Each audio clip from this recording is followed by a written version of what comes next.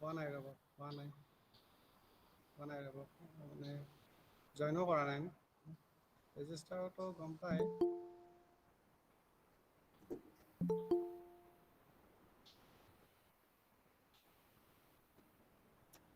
Attend.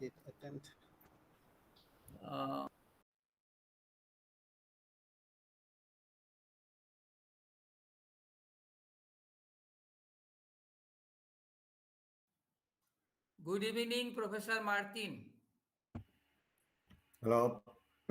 Hello, Maggie. Good evening. You are most welcome. Yes. Hi, Martin. Hi. Good to see you. Okay, very nice that you have joined in time. Anyway, and good morning to our director SOT, Professor Kolita. Thank you, sir. Thank you. Hello, Maggie. Good evening. You are most welcome. Hi, Martin. Good morning, Register sir. Good morning. Okay, very nice that you have joined. And good morning to our director SOT, Professor Kolita. Thank you.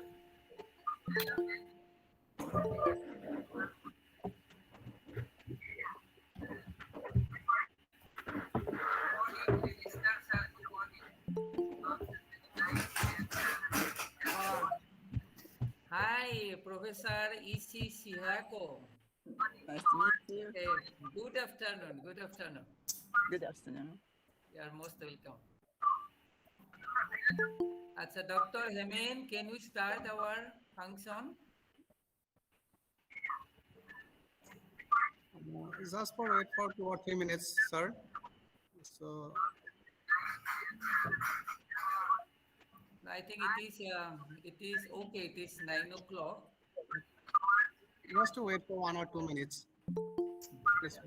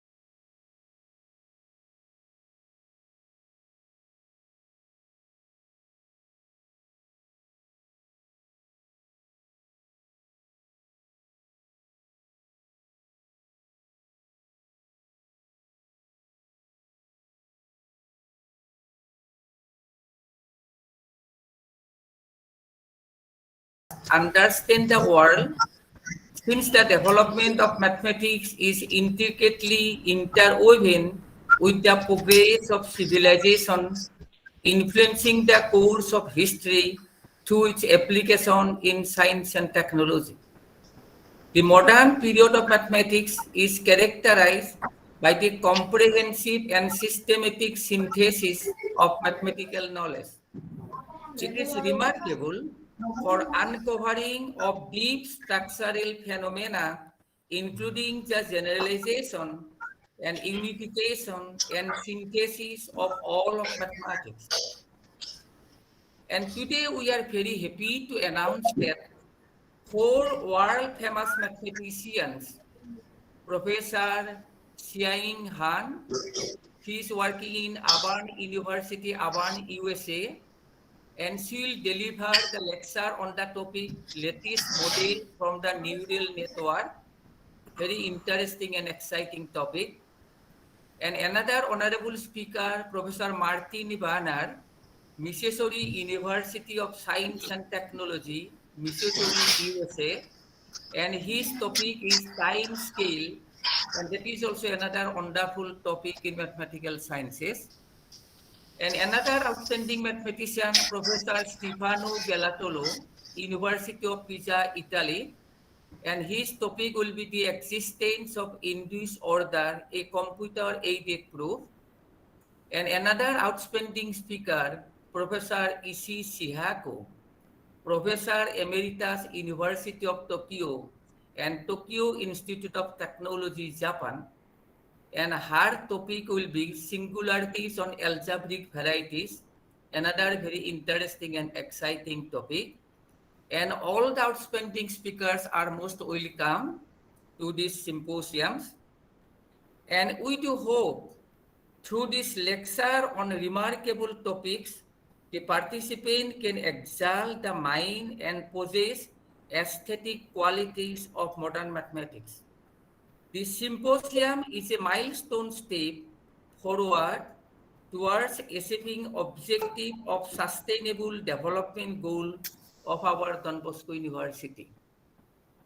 And now it is my great pleasure to request our Honorable Registrar, Father Dr. Johnny Jose, to present his welcome address. Thank you, sir. My warm wishes to all of you, all the participants. I'm really happy to be here to welcome you for this International Symposium on Recent Trends in Mathematics. Mathematics, as you know more than me, is what governs the whole universe. And it has applications in our everyday life. Not only in our everyday life, in improving the quality of life, in scientific developments, whether it is building a bridge or building pyramids or even going to the moon, we need mathematical background, mathematical analysis. And mathematics makes what is seemingly impossible into possibilities. We have several examples before us for that. Mathematics makes the world go on. With this background, I am very happy that the Department of Mathematics at Assam Don Bosco University has organized several international events, research events, and a lot of research activities are going on in this department. The Department of Mathematics is turning out to be the flagship program of the university, especially with regard to research. In the first place, I congratulate the faculty members of the department who are behind events like this.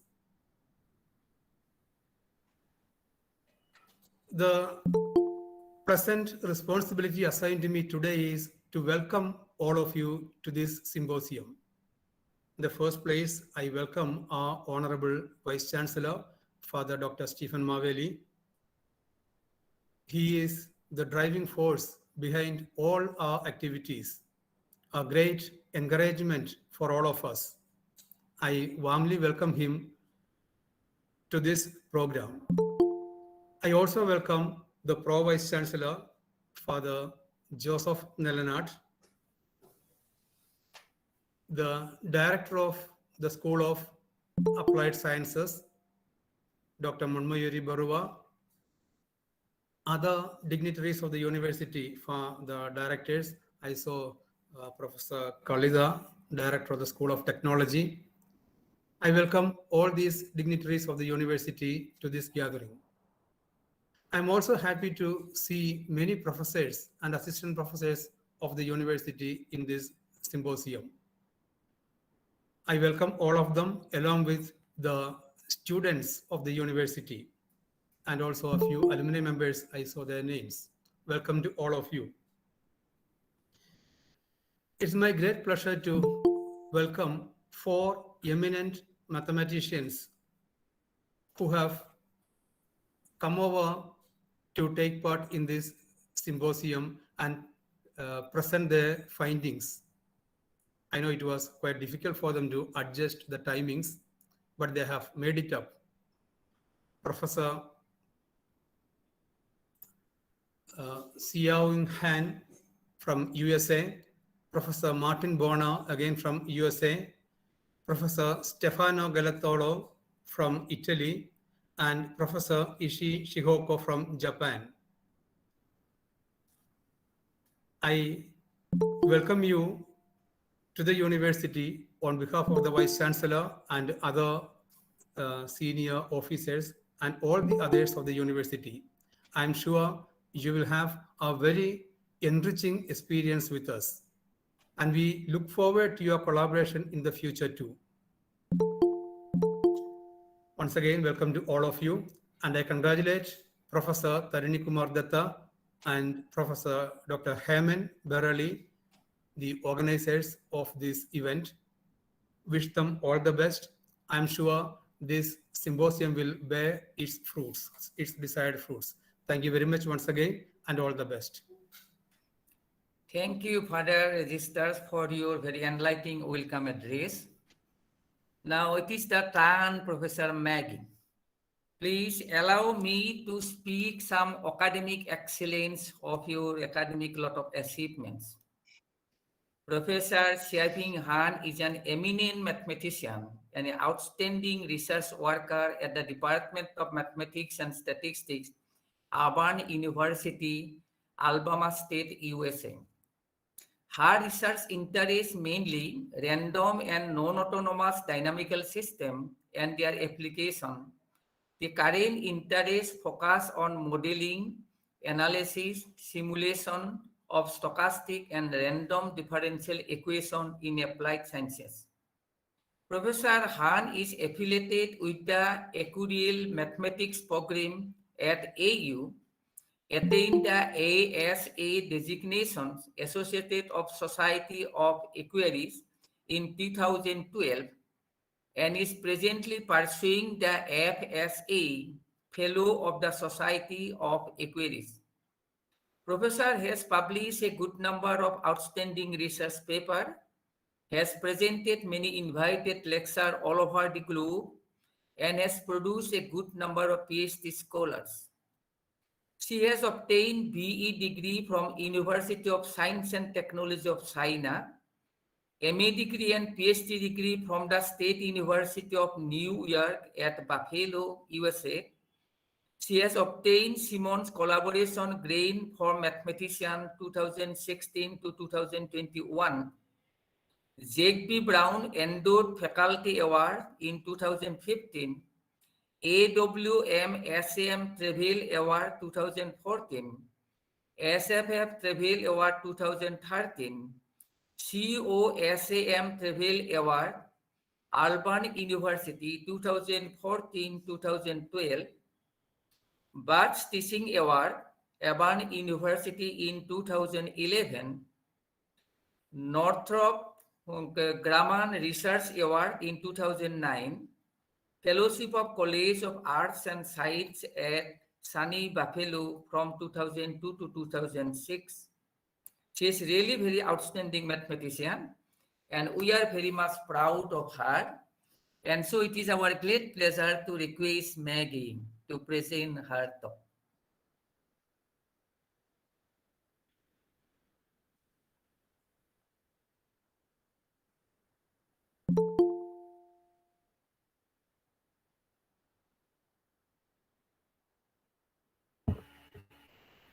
Maggie, you're muted.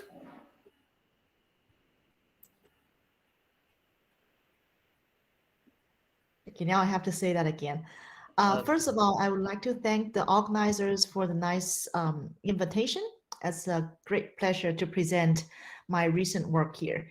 And also, I would like to thank Professor Tarini for the nice introduction.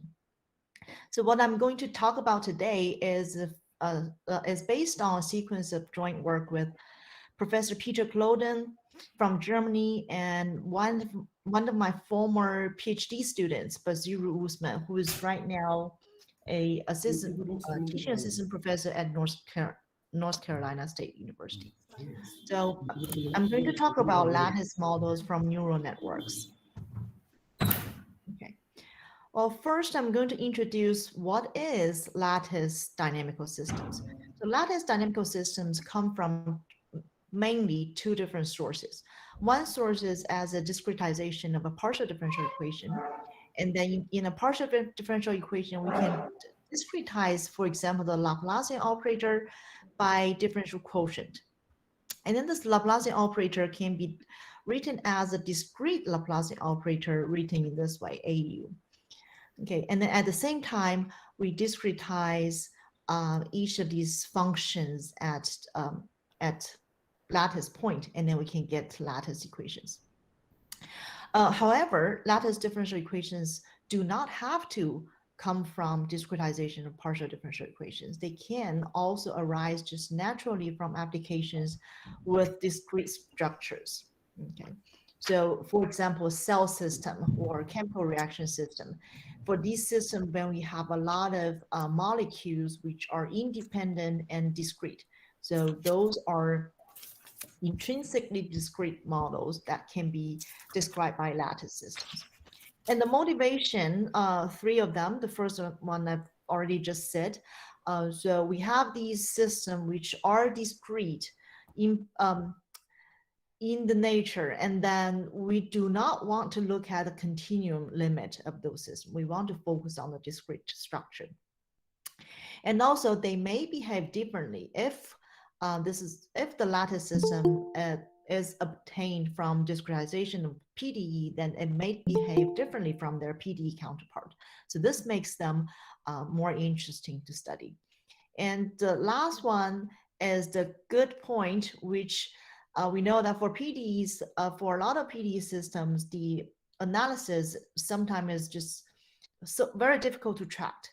But for lattice systems, we are able to write them as ordinary differential equations on appropriate spaces of infinite sequences. And then we can use all the theory and techniques from dynamical systems to get the dynamics out. So we can get more detailed dynamics for lattice systems. Okay. Here I'm trying to motivating the lattice system by using just one application in biology. Talking about excitable cells. So first assume that we have one excitable cell. We have this U as the observable, or a lot of the time is the membrane potential of this cell. We have only one cell for now. And then we have V as n number of gating variables. So these are the variables in the environment of the cell. Okay, for example, it can be the water concentration around the cell, and then other gating variables. Okay, if we have just one of the cells, and there are plenty of studies on those, the examples are these three, Biederreuther and Huxley and Fitzhugh-Nagumo. These models are all originated from this type of biological system. And then now we want to generalize it and consider a string. So here we are just considering the most simple case. We are assuming that all these cells are aligned in a straight line. And this straight line can be infinitely long. So we can have a lot of them. The size, the number of cells can grow increasingly large. Okay, but we can, of course, generalize it to higher dimensional instead of just a straight line. But here I'm just using this simple example to illustrate this. And making two very natural assumptions, if we are assuming that cells are coupled resistively, and also if we are assuming that cells are, the currents between cells satisfy the Kirchhoff's law, then we can write the evolution of the membrane potential of each cell as given by this equation on the top. So each cell is affected by the cell on its left and by the cell on its right. Here we only have the nearest neighborhood interaction, and that is the discretized Laplacian operator type. Okay, and then we have the function here that tells us the interaction of the cells with its environment. Okay, and then this Vj is still the same gating variables as we had above. But the difference is now we have infinitely many of cells. So the label here, the indices I, runs through the whole integer set. Okay. And then in the classical biological models, if we have, when we have such a model, then the first thing that they would like to do is to rescale. So instead of looking at the difference between each lattice point as 1, we rescale the distance between them to be delta x. So we are rescaling the distance between each pair of cell. And then after rescaling, we can write this the membrane potential, the variable at the nth location by a function evaluated at n times delta m. And then the previous system can be written in this way. And then if we look at the limit when we take delta x, we let the distance between these cells to be smaller and smaller and goes to and approaching 0, then we obtain the classical reaction diffusion equation here. Okay. And that's in classical math biology, when we have a system of cells that follows the previous assumptions. Well, one traditional way of looking at those systems is to look at this partial differential equation and study the behavior of that. But here, one important assumption of this limit is that the cells are assumed to be infinitesimal. So they are infinitely small, and they're infinitely close to each other. They are all attached to each other. So this may or may not be well justified for all the systems. And then we are just trying to say, if this assumption is not well justified, can we just go back and look at the discrete system? And that's the motivation of studying these lattice systems, discrete lattice systems. Okay. So in this work, I try to introduce two very interesting small models. These are the lattice models from neural network, mainly artificial neural network. And some of them can be generalized to biological neural network as well. So I will be focusing mainly on the model part and then skip the technical part because I see that the audience has pretty diverse background. So I just focus on the introductory part more here. The first model is a Hopfield type neural network. And this is a very famous type of neural network in computer science. It is first developed by Hopfield in 1982. And in this neural network, this is an extremely large network of neurons. And these neurons have graded responses. Okay, so we start from the beginning at the discrete model. So each neuron has 2 states. And so the value at each neuron can only take 2 values, either V0 or V1. Okay, and I is the label of the neuron. So each neuron can only has 2 states. This is the most original model. And then at So for each neuron, there is a external input, this I, and this can be considered as the external forcing term in differential equation that we see all the time. And that is not the main interesting part. The main interesting part in neural network is that each neuron is taking inputs from other neurons. Okay, so here, the ith neuron is taking input from this operator here. J is not equal to 1. So we are having a global, like fully connected structure. So every neuron I receives input from every other neuron in the whole network. And this is the operator tells us. Okay, and this parameter lambda ij, which is synaptic interconnection strength parameter here, plays a very, very important role in neural networks. So a lot of neural network in the end, they are trying to train such a good set of weights so that the network is stable. Okay, and this lambda ij, this parameter also plays a very important role in our mathematical analysis. So when we try to analyze the stability of such a neural network, these lambda ij's are extremely important. And just to say that lambda ij's can take either positive or negative values. If it's positive value, that means the J's neuron is exciting the I's neuron, okay, giving it some help.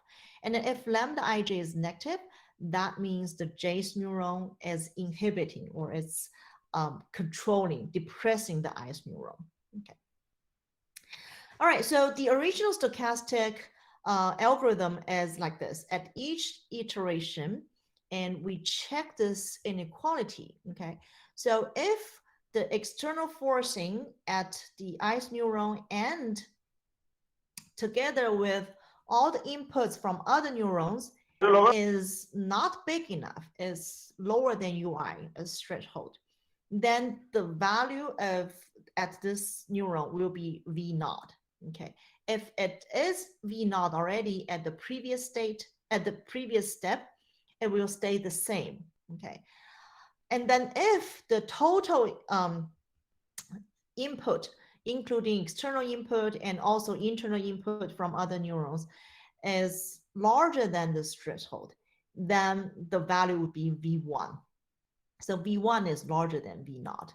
And if at the previous stage it's V naught, then right now it's going to change to V1. But if it was V1 already, it will stay V1. So we have these two thresholds, these two values, and then we have this neural network at each, so each neuron is going to jump between these two values, V0 and V1 over time, and they may jump, they may switch at any time of the during the iterations. Okay. All right, so the network that we just described, this hot field neural network, the original hot field neural network behaves as associative memory, CAM. So that can be considered as a part in the neural network. So this is not really the deep learning type of neural network. We are not looking at layers, but we are rather looking at the memory type. So so everything here, we have a associative memory, and then what the algorithm try to do is try to locate what we want to have inside the memory. So we can kind of imagine this as a part. If you have a dictionary, you have a huge dictionary, and you want to see, given the input, what this is in the dictionary. So you will search over the dictionary, but you have such a big one, and then you would want to have a flow so that the flow will guide your algorithm to the stability, to the stable point. And the stable point is what we want to find out in the dictionary. So that's a rough idea of the hot field neural network. Okay, and now as I introduced, I've already been talking about steady state, fixed point inside this network. So that gives us the motivation of study such network and study the stability of this network and study the long-term dynamics of such a network. Okay. So the mathematical condition, there is a very simple, rather straightforward mathematical condition that guarantees this flow algorithm will converge to the stable state. Okay, so stable state is where we want to get to. And the proof of such a condition is a very interesting little proof. I would say is a very nice graduate student or PhD student exercise. The proof of such a condition relies on the construction of an energy function. And we want this energy function always decreased by any state change produced by the algorithm. So recall that at each iteration, the state of the ith neuron is going to be either V0 or V1, depend on the threshold conditions. Okay, so we construct such a energy function E in this way, and then by just a simple calculation, we can get the change of the energy function with respect to any change in the state, and we see that we have this part which is less than 0. Okay. And then after that, so this is the case where we have only 2 input. We have V0, V0, V1. So we have only 2 possibilities, either this one or that one. But we can also generalize it to a case where we have a sigmoid type of function that we can have all the values between V0 and V1, and we have a continuous function in between. So that's here. So we have an output function of neuron I. We assume that it has the range, okay? And then we assume that Vi is a continuous and monotone increasing function. And then we have an input-output relation. Now, Vi is considered as the output, and then Ui is the input, okay? So we have this relation here. And this function G is the so-called sigmoid of, is the so-called activation function. So if we put G on both sides of the equation, we can see that G of Ui is equal to Vi. So we have an input. This is input signal, and then we activate it by using a function G. And this activation function, a lot of time can be a sigmoid function, or it can be a ReLU function, different type of sigmoid, different type of activation function, and then we get the output Vi. Okay. Now, so far I have been talking about artificial neural network, and then this can also be generalized to biological neural network. So now, then instead of looking at output, input, state, graded response, we can look at UI as the mean soma potential of a neuron, and this neuron can be a biological neuron. Okay, and then Vi is the short-term average of the firing rate. So we still, Vi and Ui still has the relation that Vi is the output of Ui after an activation function as works on Ui. Okay. All right, so after some biological justification from model perspective, the previous model can be put in this way. So we get to our continuous Hopfield model. This is continuous time Hopfield model. So Ui is the state of each eye. So this is the voltage or membrane potential of the ith neuron at each neuron at time t. And then mu I is the neural amplifier, input capacitance. This is capacitance. And then we have also resistance, gamma I. These are all the model parameters. Okay. And then for each neuron, when going over time, each neuron has a self-decay already. So we have a self-exponential decay if there's nothing else. So if we have just this term and without taking input from the other neurons, without taking input from outside, then all these voltage will decay to 0 eventually, have an exponential decay. But what makes the neural network more interesting is that, first of all, there is an external input at each neuron, and then we have this interconnection structure. See this capital VI, recall that capital VI is a function f of u. So we have a nonlinear term here. This means each neuron J, and then after activation on the neuron, and then it gives a signal to the other neurons in the network. And this lambda ij tells us the connection strength. So if we have a larger value lambda ij, that means the J's neuron and I's neuron are more strongly connected. Okay. That means giving an input to one of them is going to result in a very big effect on the other one. So this sum term, this operator in the middle is the most important part for the neural network. Okay, that's the connection strength. And as I said just now, it can be positive or negative. And then this F is the activation function. Okay, and then the whole thing, we get the connection structure of the network. Okay. Well, now for such a network, let's consider an energy function. So we define another energy function. And then if for simplicity, we assume that this parameter lambda ij is symmetric, that means if we have a pair of neuron, the effect of neuron J on neuron I is the same as the effect of J to of I to J. Okay, so they are symmetric. If I give you a push, and then the other one will give me a pushback of the same magnitude. Okay.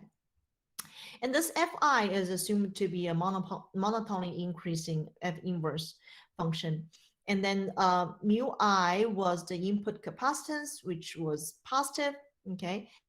And then we can easily see that if we want this energy function to be less than or equal to 0, and or if we let it to be 0, this is equivalent to the Vi equals 0. And so Vi equals 0 is what we wanted. That's the fixed point or steady state in the associative memory. That's where we want to find. And then we can get these equivalence between this, between the change in energy function and this. So that means we have equivalence. This is what we want, the Vi dt. That's equivalent to the this part in the middle to be 0. So we get a system of differential equations, although it's not the original system that we want, but this is equivalent system that we can more easily study. Okay, and then here we'll see now look back. So we started from a neural network, and we started from energy function, and then we started to see the equivalence between these. And now we look back, this energy function in differential equations in dynamical system is nothing else but a Lyapunov function of our system. Okay. All right, so now I'm using a cartoon to describe the network structure. Maybe I should have put it before. So for each I's neuron, it has external input, and then it takes a signal from the J's neuron, and then at the same time, it gives another signal to the J's neuron. Again, so mainly for neural network, there are roughly two classes. One is that we have a really large network and all the neurons are connected to each other. So it's fully connected neural network.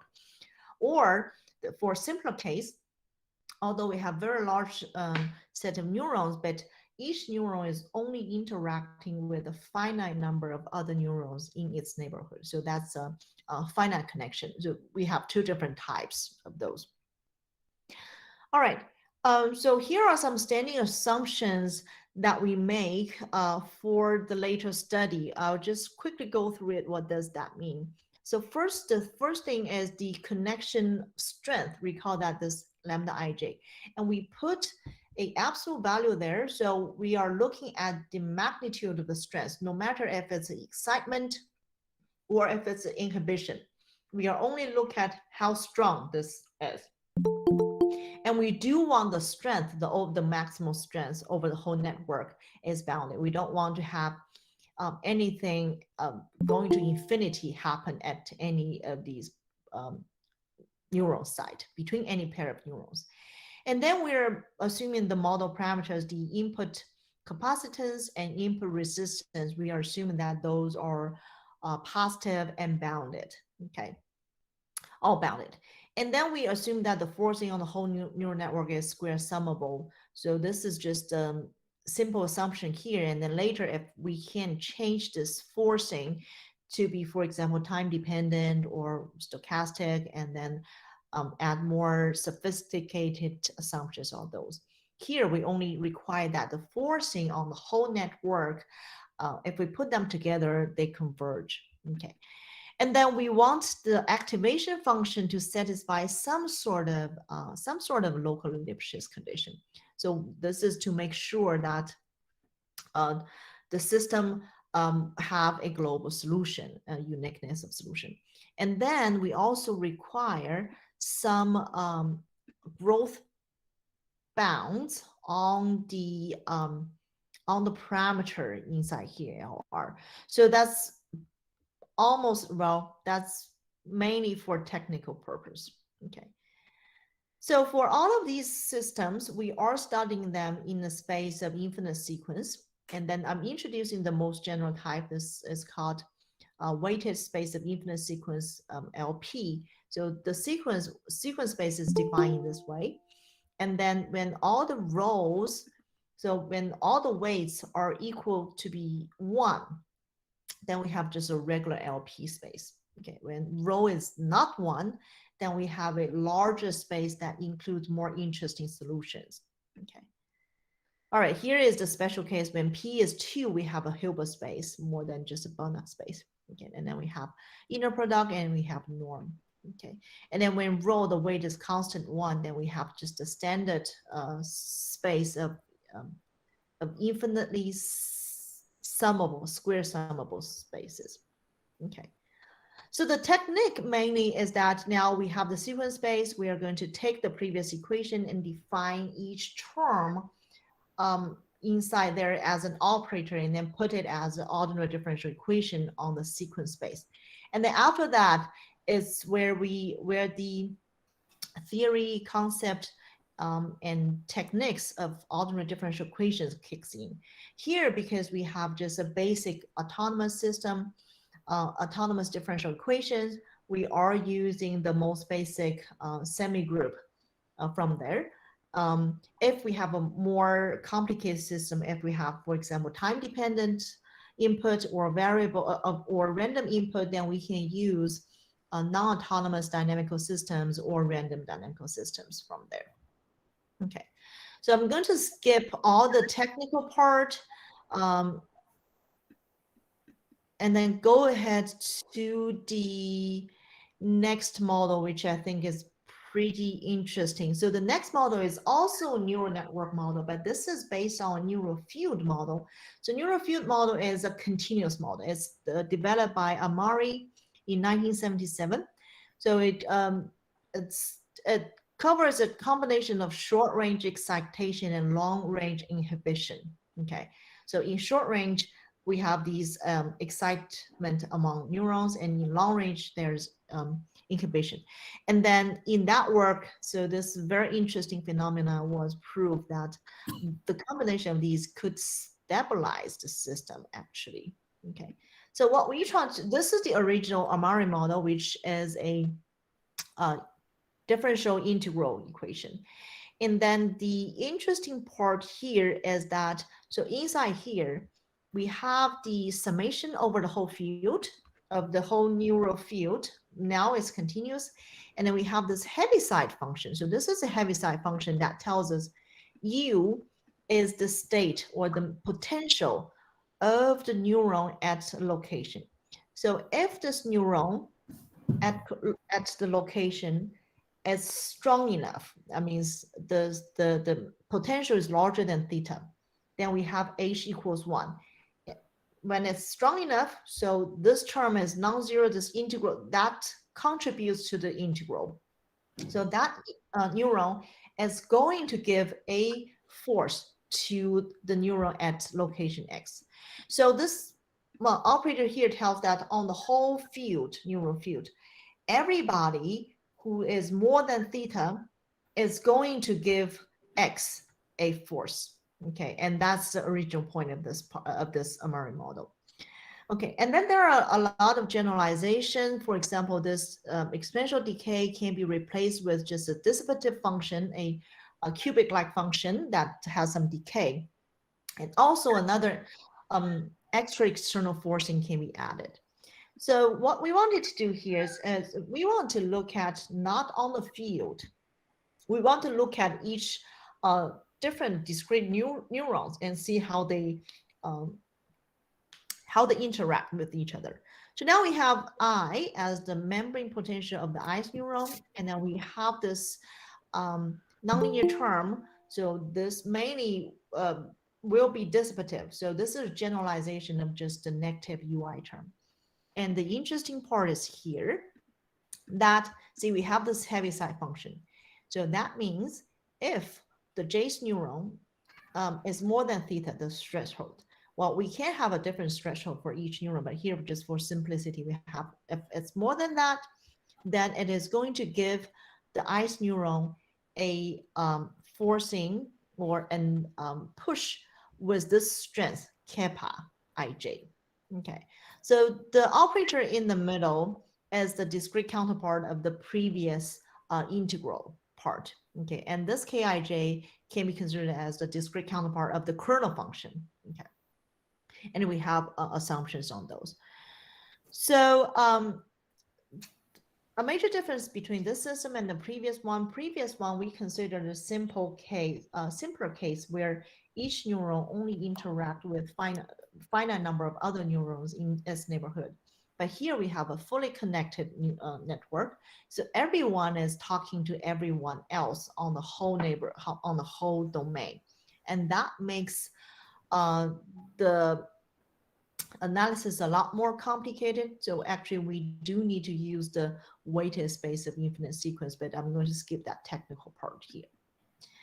So I don't have much time left. So this work is also one of my favorite work is that, so we have this one, and we know that this Heaviside function is type of switch on and off type.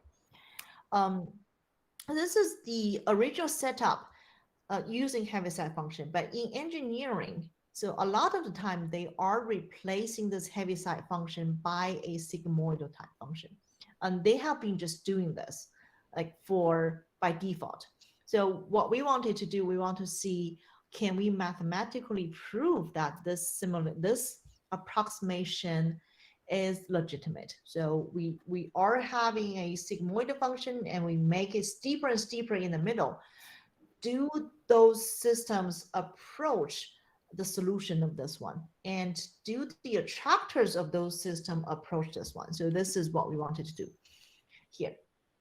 So a lot of the engineering applications just simply replace H by a sigmoidal function like this. Okay, and we want to look at the relation between them. So to look at that, what we do is the technical part is how to mathematically handle the Heaviside function. And then I would just go to, do we have the graph? Sorry, I did not put the graph here. Okay, well, so I skipped all the technical part. So actually how we study these two systems, think about we have sigmoidal function and think about we have the step function. Although the sigmoid function is getting closer and closer to the step function, and then where we describe the jump as an interval, they are not really, they do not really belong to each other. So to get the real relation between them, we are introducing an inflated system. So we have the Heaviside two lines and we inflate the upper bound and lower bound a little bit. And in that way, we are able to put the sigmoidal function in between. So that's how we technically handle that. And then we need to look at all of these three systems. So we have a sigmoid system, which is continuous, nicer, and we have the Heaviside system, which is discontinuous. And then we have this bridging inflated system in between. So we get the relation among them three. In the end, we can show that, okay, first of all, we can show that each of these systems have solutions, of course. And then when the sigmoid function gets deeper and deeper, the solutions do approach the solution to the Heaviside function. That was a very technical part. Well, if you just think about it, it seems to be quite straightforward.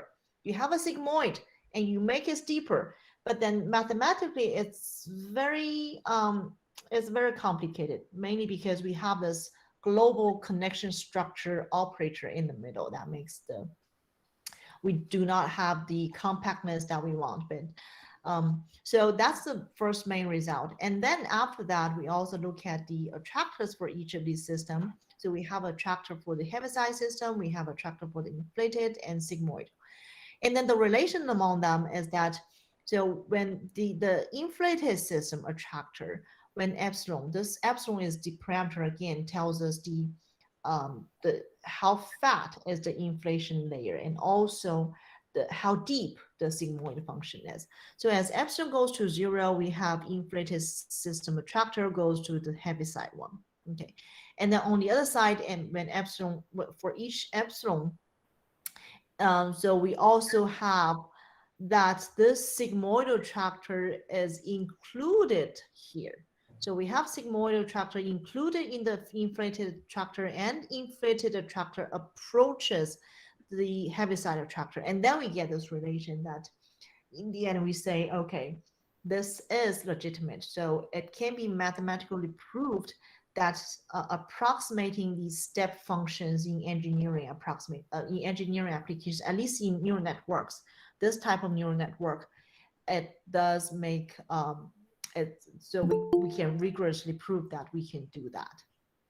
Okay, I think I'm going to stop here, and I'm open for any questions from the audience. Hi, Professor Maki. Very wonderful talk and very excellent presentations. I think you have opened up a new area of research in dynamical system. And I think definitely your presentations and your lot of technical result will help all our participants in their research work. Thank you very much.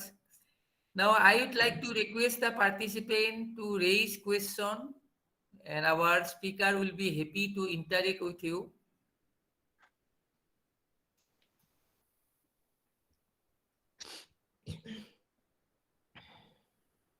Professor Martin.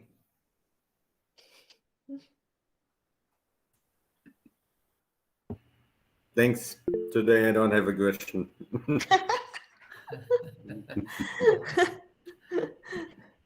Very unusual.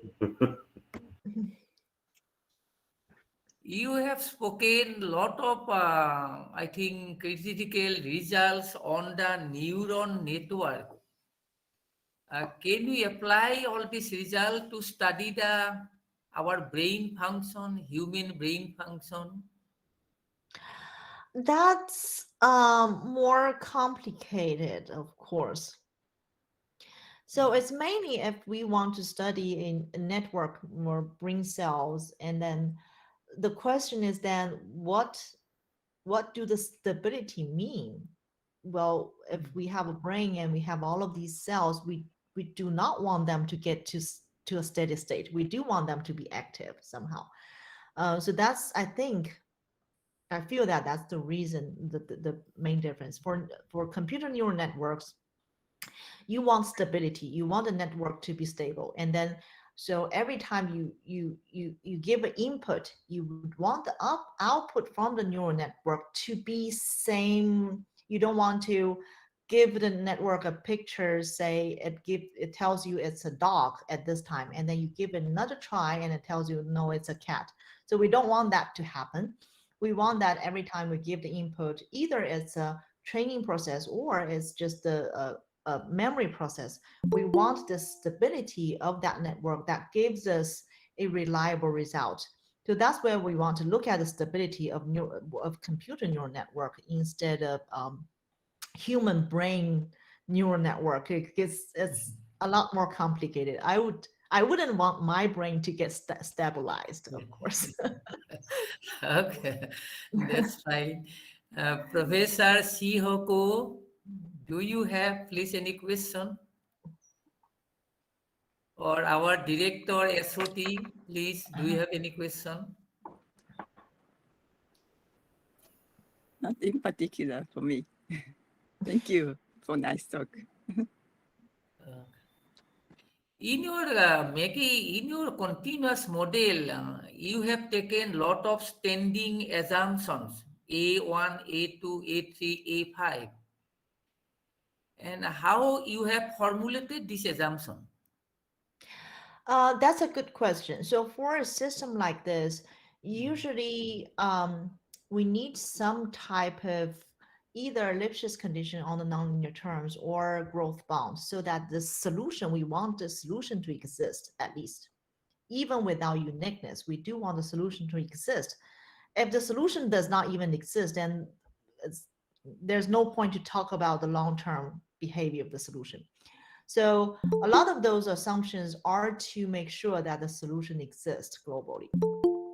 And then of course, when we make these assumptions, another key point for a system like this, a neural network system or a system biological system, it's unlike just we have a mathematical model, we can add whatever assumption that we wanted. But for this neural network, for example, the assumptions for F has to be carefully chosen so that a lot of, or say most of the activation functions that are commonly or widely used in computer science satisfy our condition. So that is one thing that we really want to make sure. And that is the technical part that I said, A4 and A5, because we do not want to just make a global Lipschitz condition. Well, that's easier for all the analysis later, or we can assume that everything is bounded. That's easy. But then for neural networks, we cannot have that type of stronger assumptions. So the only thing that we're trying to make it weaker so that all of these widely used functions, activation functions, satisfy our these assumptions. That's mainly the usually how we propose those assumptions. Okay, thanks a lot, Professor Maggie. And I request all the participants to say communicate with the Professor Maggie through her email if you have any questions.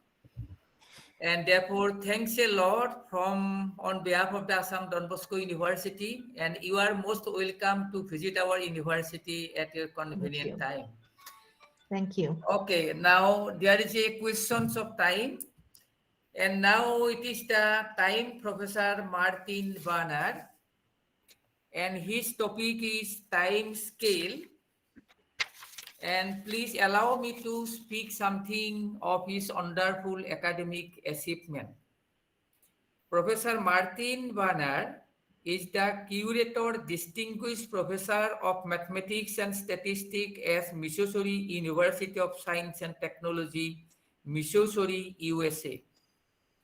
He received his BS degree in 1989 and MS in 1993 in Economathematics and PhD in 1995 from University Alma, Germany, and MS in the year 1992 in Applied Mathematics from San Diego State University, USA.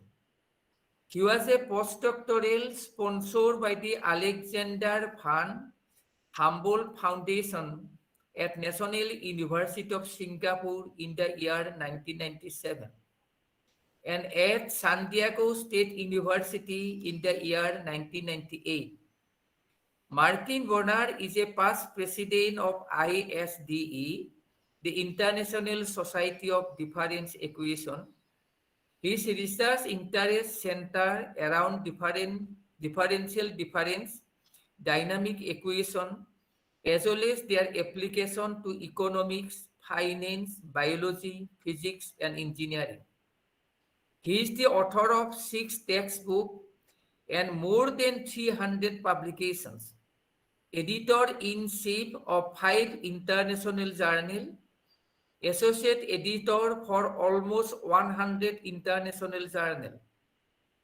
His work has been cited more than 17,000 times in the literature, including more than 5,000 citations of his book, Dynamic Equation on Time Scale. An Introduction with Application, co-authored with Professor Alan Patterson, Professor of Bohner Honors at Missouri S&T, include 5 Faculty Excellence Awards, 1 Faculty Research Award, and 8 Teaching Awards. I think we are really very proud of Professor Martin Bohner. And now it is my great pleasure to request Professor Martin to speak his talk. Well, thank you, Professor Tarini, for this nice introduction, and thank you for inviting me to talk here at your conference in Guwahati. And this, I have to confess, this is the first time I'm using Google Meet. Normally I do these things with Zoom. I've done some presentations with Zoom.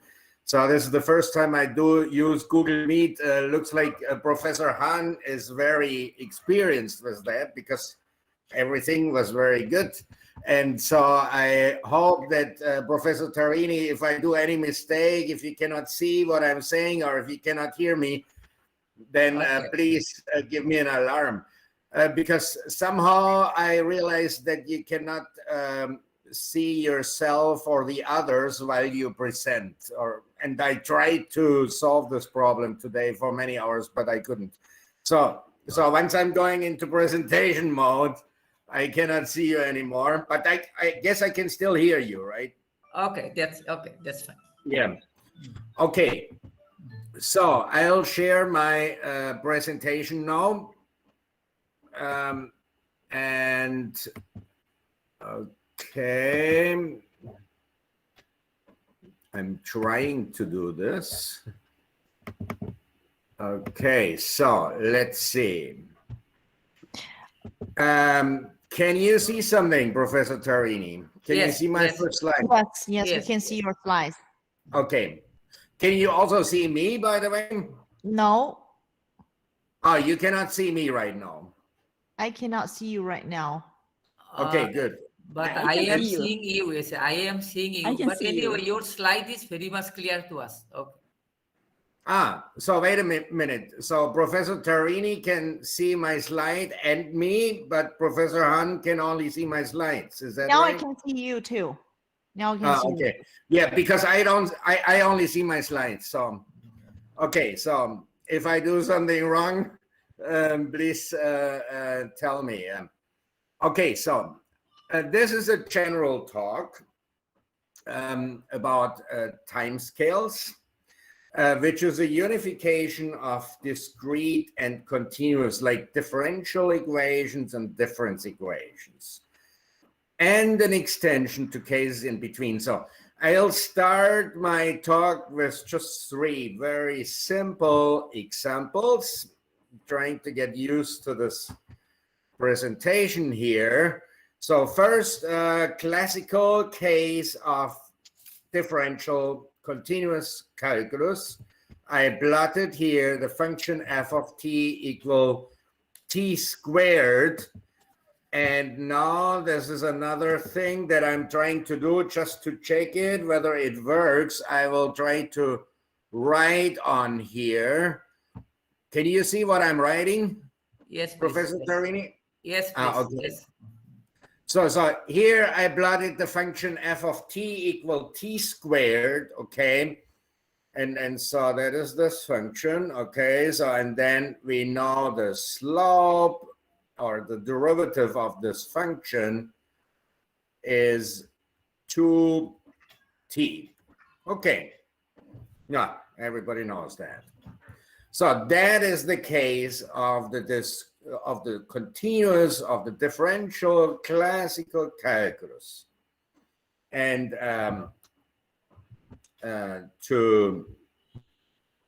Oh, so now I did a mistake. Okay, I'm back here.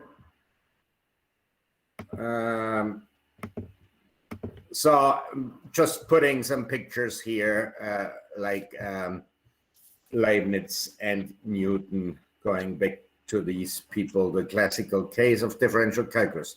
So now I'm moving to the case of the discrete case. Okay, so discrete calculus or difference calculus. So here I plotted again the function f of t equal t squared. And so once again, I put here f of t equal t squared. But now as the derivative, because this function is only defined on the integer values, 0, 1, 2, 3, 4, 5, 6, and so on. And so as a derivative, what we use here is the slope of this thing, this connection between the two dots. So that is this length over that length. Now that length is 1, right? And if we are here at the point t, let's say that is the point t, the 5, then this is t plus 1. So that would be f of t plus 1 minus f of t over 1. And we use that as the so-called discrete derivative, and we denote it by delta f of t.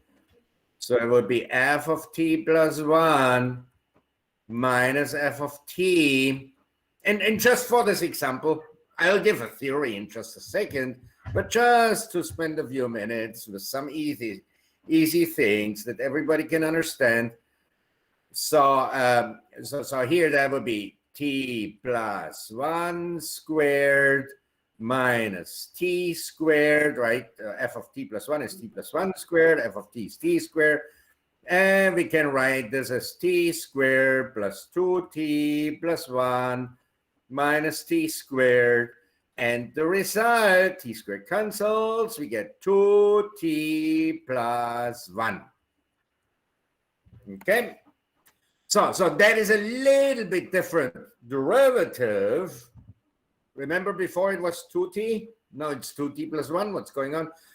But anyway, so in the difference calculus, and that's also very classical. In fact, it's maybe even more classical than the continuous, because maybe the continuous was invented to make the discrete easier. Okay, so somehow discrete seems kind of some easy thing. You just have a few points or so. But somehow it was possible to make it easier by inventing the continuous calculus, derivatives, and so on. Yeah. All right. So anyway, that is also classical, the discrete calculus. And I just put a couple of names here that books, you see, there's so many books on continuous calculus, differential equations, and so on. There's also many books on the discrete case, but not that many. Okay, so, and I mentioned the first, this is maybe not the first, but the first modern book on difference calculus is Professor Ravi Agarwal. He's my postdoc advisor. He was my postdoc advisor in Singapore. He's now an American, and probably many of you know him. And then also I want to mention Professor Peterson, who published one of the standard books in difference calculus. Not as in Professor Agarwal's book, there are lots of things contained, many things. It's now in the second or third edition. But Professor Peterson's book is not so many things, but also a very nice selection, and also it's in the second edition. So if you want to learn anything about discrete calculus, I recommend these two books. And okay, so we're going to, and by the way, discrete calculus, there are many open projects, and now I'm going to present about timescales. There's so many open projects. So these will be nice student projects, PhD thesis. So there's lots of open problems. Not easy, but it's open. Yeah. So there's not so many people working on that, but many enough, but not so many like for ordinary differential equations or partial differential equations and so on. So there's still lots of open problems in difference equations and also in dynamic equations that I'm going to present today. So here, this is kind of the discrete derivative. It's called the forward difference operator, f of t plus 1 minus f of t. There's also backward case, but this is pretty similar. And so I concentrate here on the forward case. And so we have the differential, we have the difference. So, and the theory that I'm going to present today will kind of unify these two things. Well, you can think about how you unify it. The one had the derivative 2t and this is 2t plus 1, so it's not the same. Okay, so that will unify and we'll see how. And it will also extend to some other cases that are not just purely continuous or discrete. I'll give one example, which is not differential calculus, not difference calculus. It's so-called quantum calculus. So I'll move to the next slide. In quantum calculus, we have as a domain, not every integer, but like that, 1, 2, 4, 8, 16, 32, or in general, with a number q bigger than 1, we have like 1q, q squared, q cubed, q to the 4th, and so on. And once again, and that's the last example, and then I'm getting to some more interesting things. But again, I plotted here the function f of t equal t squared. And once again, we'll take as the derivative this slope of that connecting line between 2 points. And let's say if there is t here, then that is 2t, the next point, right? So, so now we have f of 2t minus f of t over, not over 1 now, because see, that changes. Here's 1, the distance. Here's 2, the distance. The distance is 4. So actually the distance is exactly t. And so this is called the so-called Jackson derivative. And actually I do it for q equal to 2.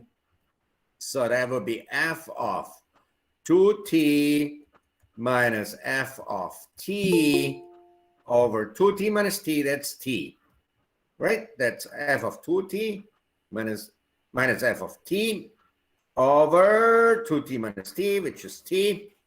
So we're right here. And if you want to plug that for the same function here, we have a 4t squared minus a t squared over a t. And that is like 3t squared over t. That is 3t. So in this example, we'll have the derivative of t squared, 3t. Remember now what we have, 2t for the classical differential equations, 2t plus 1 for the difference calculus, and 3t for the quantum calculus. Nevertheless, we'll unify all of them in this talk. Okay, so quantum calculus goes back, it's not a new thing, it goes back to Euler. And more recent book by Sergei Suslov summarizes many things in quantum calculus.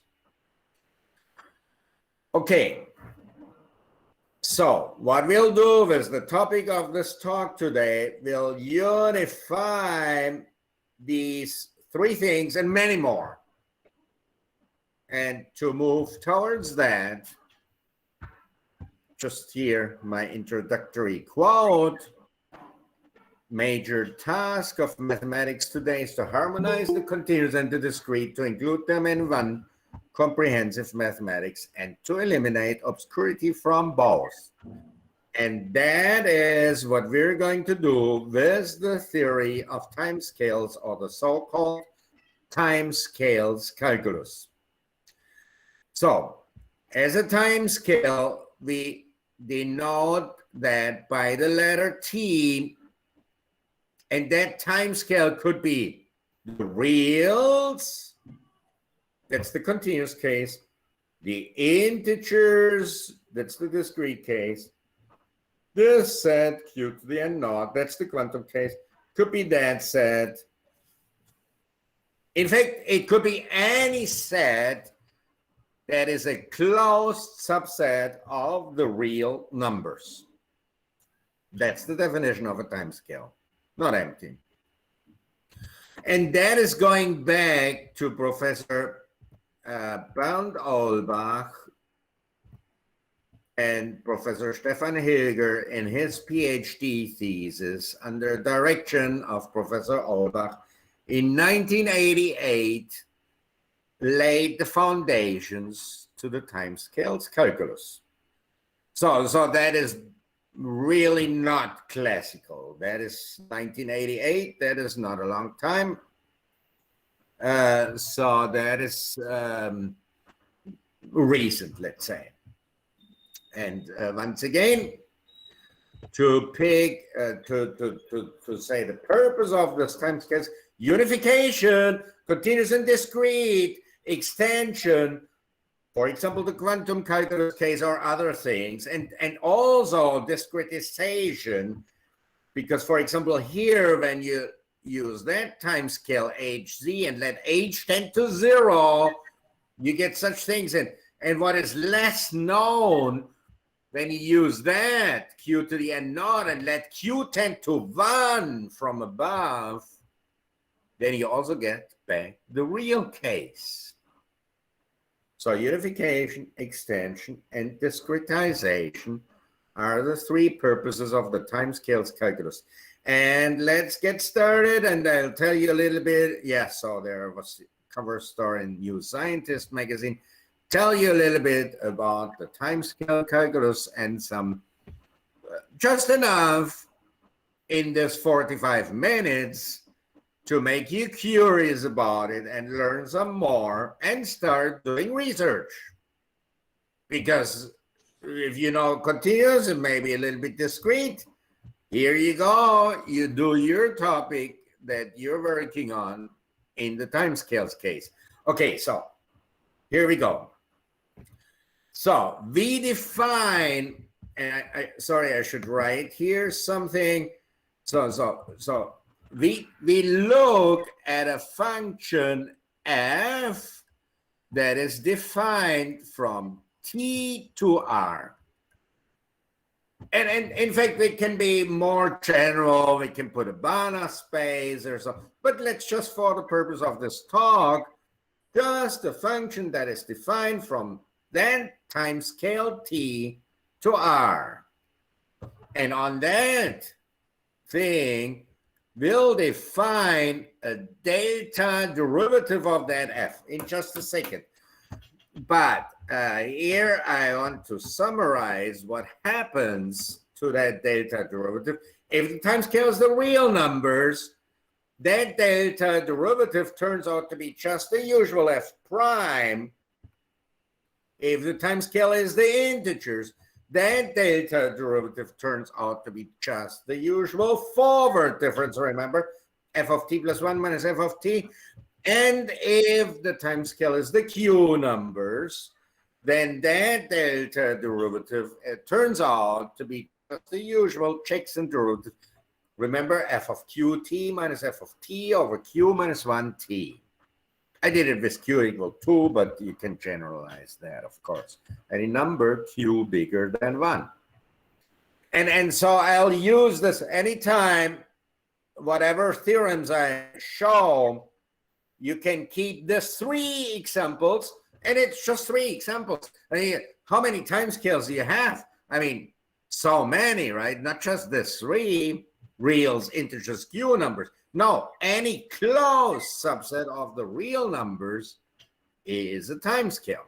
Okay, so yeah, here, for example, the reals, the integers, the age times integers is positive age. Union of closed intervals, that is also a timescale. And if you really want to go for it, even the counter set is a timescale because it is closed. Okay, any closed subset of the real numbers is a timescale. Okay, here we go with introducing the main concept of timescales calculus. So general talk, okay? So the general talk, hopefully understandable to everybody, hopefully makes everybody interested in doing some research in this area. So here come the jump operators. Sigma of t is the infimum, that's called the forward jump. Now, let's look just for a second what that is. I mean, I do the 3 examples, okay? T equal r. What is the forward jump for t equal r? So you take all reals that are bigger than t, the real t, and you take the infimum of those. Well, you get just t, right? What else? Okay, let's take the integers. So you take all integers that are bigger than the integer t. They go like t plus 1, t plus 2, t plus 3, right? And you take the infimum of those, that's a minimum, that's t plus 1. So in that case, that thing is t plus 1. And maybe let's do that one also, the q to the n naught. Again, you take the q number t, and you take the infimum of all q numbers that are bigger than t. Well, the first one is q times t, and so on. And so the smallest one of those would be q times t. Okay? So maybe keep in mind the forward jump in the reals is just t, the integers is t plus 1. And then depending on whatever the time scale is, it has another formula. Okay, so here's the backward jump. And then you can classify points, whether they are so-called right scattered when sigma of t is bigger than t, or left scattered when rho of t is smaller than t, or right dense when sigma of t is equal to t, or left dense when rho of t is equal to t. Or you can call it isolated if it's both left and right scattered, or you can call it dense if it's both left and right dense. So these are the jump operators. And now comes what's called the craniness, and that is simply defined by mu of t equals sigma of t minus t. And once again, let's look at an example. If we're in the real numbers, then we said sigma of t is t, then mu of t is 0. And if we're in the integers, we said sigma of t plus 1, then mu of t is 1. So the continuous case, we have 0. The discrete case, we have 1 for what's called the graininess. But in general, the graininess can be a function of t. For example, in the q case, when the graininess is qt minus t, so q minus 1 times t. So, for example, when we have these insect populations, there's some insects there staying in the ground, the larvae, for certain time, then they come out. Actually, here's where they come out. Here they're in the ground. They come out again after a time, go out. So there's like the 17-year cicada or something. So they usually have prime periods and they go away and they come again after so many years. Okay, so that would be a closed subset of the real numbers. This unit of the closed intervals. On that thing, you can study population dynamics of such animals. And here plotted the forward jump sigma. And actually you can see that the sigma is continuous until here, but at A, the sigma of A is A plus B, it's jumping up there. And then it starts from here, and so it's jumping like that. So the sigma function is not continuous, but it's what is called RD continuous. It's continuous in right dense points, and in left dense points, the limits exist and are finite. Delta derivative, I announced that. We'll define it in terms of epsilons like that, which I don't repeat right now, the definition, but let's just look at a few simple cases. If t is right dense, and if that limit exists, then that is the derivative, and if t is right scattered, then that is the delta derivative. That turns out from this definition. And you see in the continuous case, that's the normal derivative. Discrete case, when mu of t is 1, that is f of t plus 1 minus f of t, so the forward difference. And so from there, we have something called the simple useful formula. It says that f upper sigma, which is the composition of f and sigma, is f plus mu f delta. So you see, you can multiply the mu up there at the f. So you have mu f delta plus f is f upper sigma, which is f composed with sigma. And this formula is not just true in the right scattered case. It's also true when mu of t is 0, then sigma of t is t. Then we have the identity f equal f, so it's true anyway. So such formulas we need to prove our theorem. So because we don't have to distinguish in our proofs, are we in the real case, in the discrete case, or where? So they're universally true. And then we can consider, of course, such equations. Function of t, y delta squared, and so on, equals 0. And normally they would be called differential equations. In the continuous case, they would be called difference equations. In the discrete case, they would be called Q difference equations in the quantum case. And in the general timescales case, we call them dynamic equations. So here we go. We're trying to solve dynamic equations on timescales. Give you a few rules, really nice rules. We have a product rule. Okay, so if the two functions f and g are differentiable, then so is the product. And the product, the derivative is f delta g plus f sigma g delta.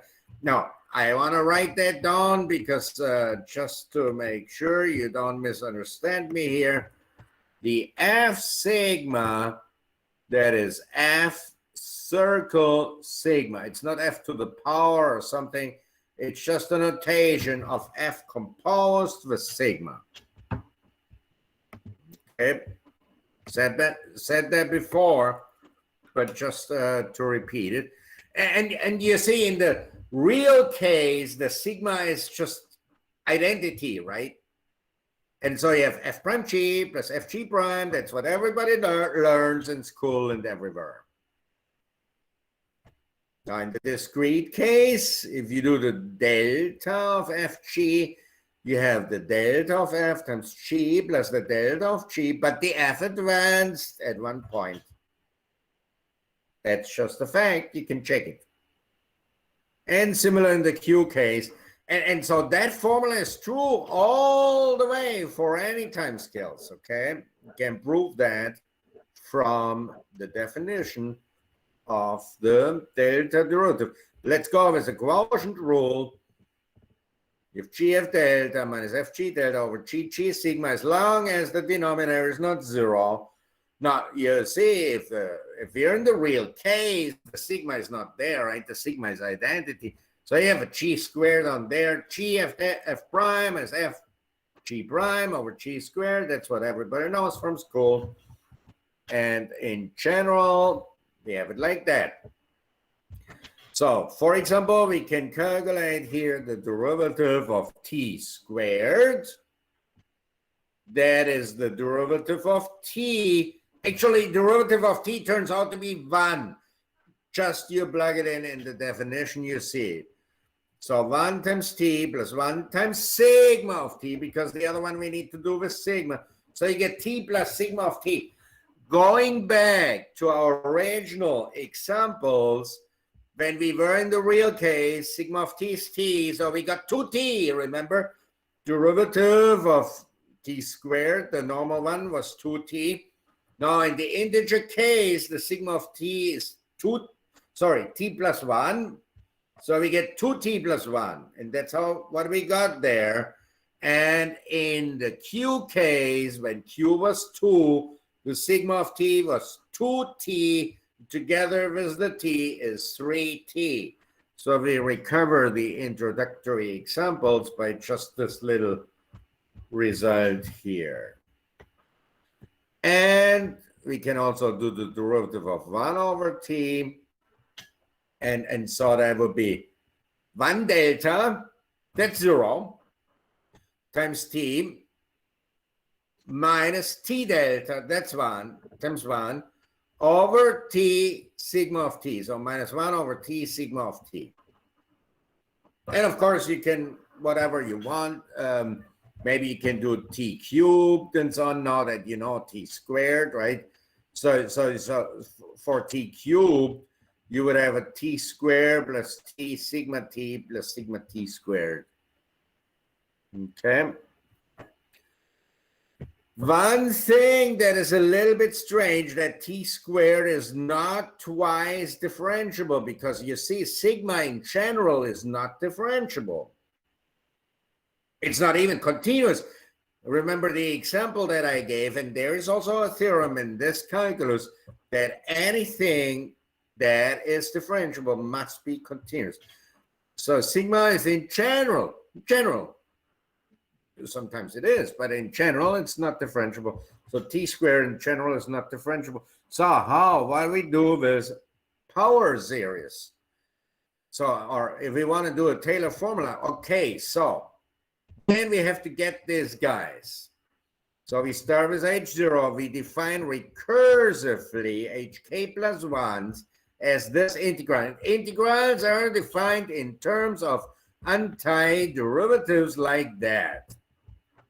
Okay, and then we have a Taylor's formula like this, where here is not t minus alpha over t minus alpha to the k over k factorial, but there's this hk guys. And if we're in the reals, there's hk guys are really t minus s to the k over k factorial. If we're in the integers, they turn out to be like that. It's like a falling. It's like t minus s minus 1, t minus s minus 2, down, blah, blah. So it's like that. And in the quantum case, you can also calculate them. They're like that. So these are the HK guys, and you can use them to develop a Taylor's formula. There is a chain rule, but the chain rule looks a little bit more complicated than in the normal case. It goes like that. G is a function from T to R, F is from R to R. And here you have your normal DH. And this is a horrible formula, very big, but let's just look for a second what happens if we choose the time scale equal R, then U of T is 0, and that whole thing is gone. There's no DH anymore, and the whole thing is just F prime of G of T times G prime of T. But if you're not in the reals, there's this stuff. So there is an introduction in this to this theory, a dynamic equation on timescales. That's my book with Professor Peterson.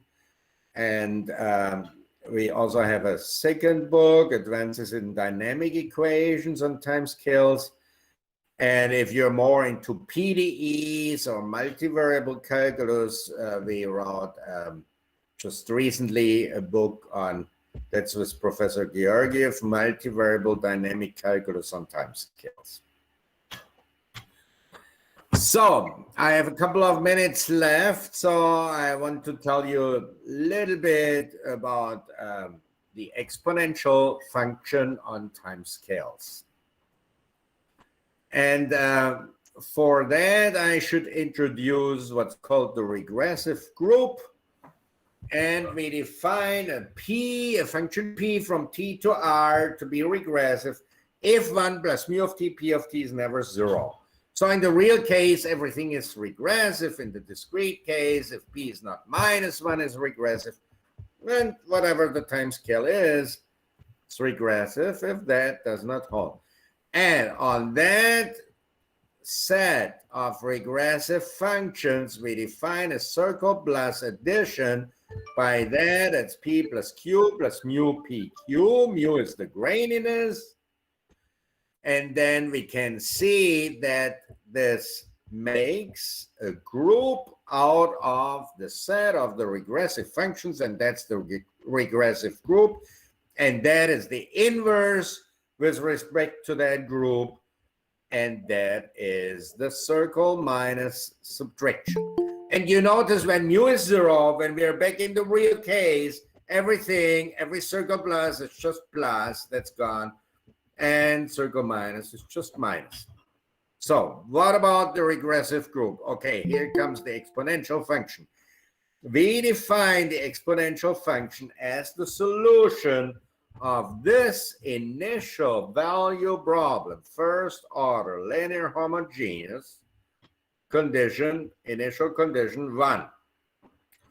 There is a theorem if P is what's called RD continuous and regressive, then this initial value problem has a unique solution, and we denote that by this.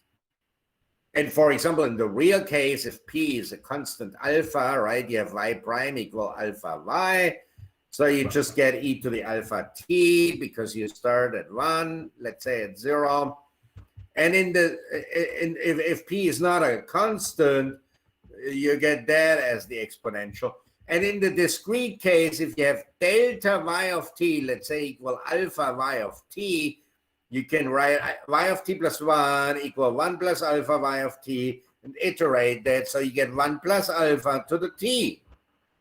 Or if the alpha is not a constant, you get that.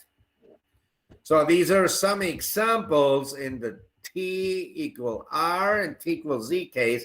But here comes some theorems that are always true.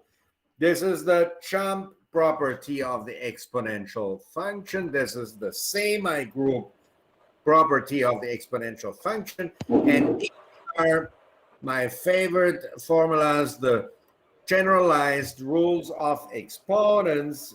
EP, EQ is EP circle plus Q, and EP over EQ is EP circle minus Q. And Now, once you have this exponential function, you can also define a circle dot with a scalar alpha like that. You have formulas like this, for example, you have such a formula and this wonderful generalization of basically e to the ab is e to the a to the b. Then we have what's so this scalar circle dot multiplication makes the regressive group into a vector space, and you can easily show these formulas. And let me just put here the main theorem. That's the variation of parameters. Let's say if we have such an initial value problem, we have now a linear equation, first order, that is not homogeneous. So how would you do that in a first order, in a first year differential equations class? You multiply this by the integrating factor, which is in this case EP TT naught. Put that on this side. Notice that this is the product, the derivative of the product. That's important that one of them has a sigma. And then integrate both sides and solve using the properties of the exponential. You get an explicit formula like that. Okay. And in the time scales, we have two linear equations, one without the sigma, one with the sigma. And we can transfer that using the simple useful formula in here and then that, and then just use some more properties of the exponential function. We can get this nice formula.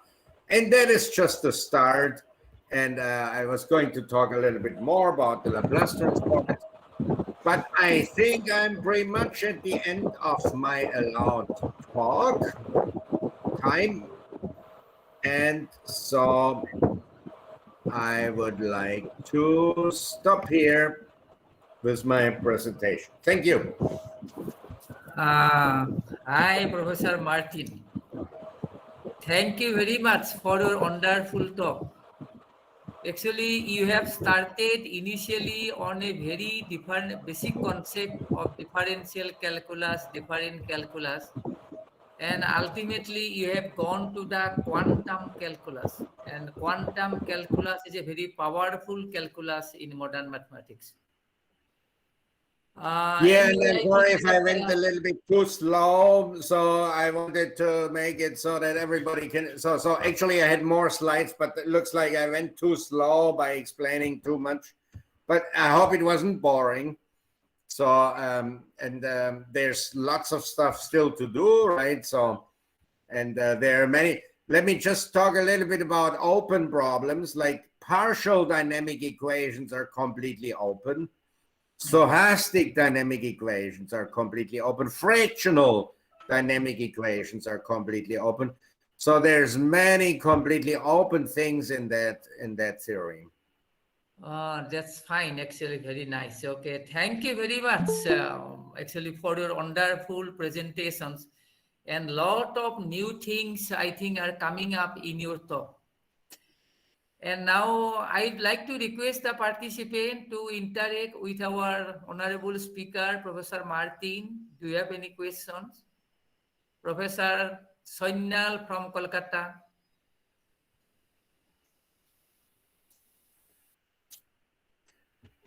There was a question in the chat, but I don't know how to read that. Can you read it, Professor Torini? Okay, let me see the question.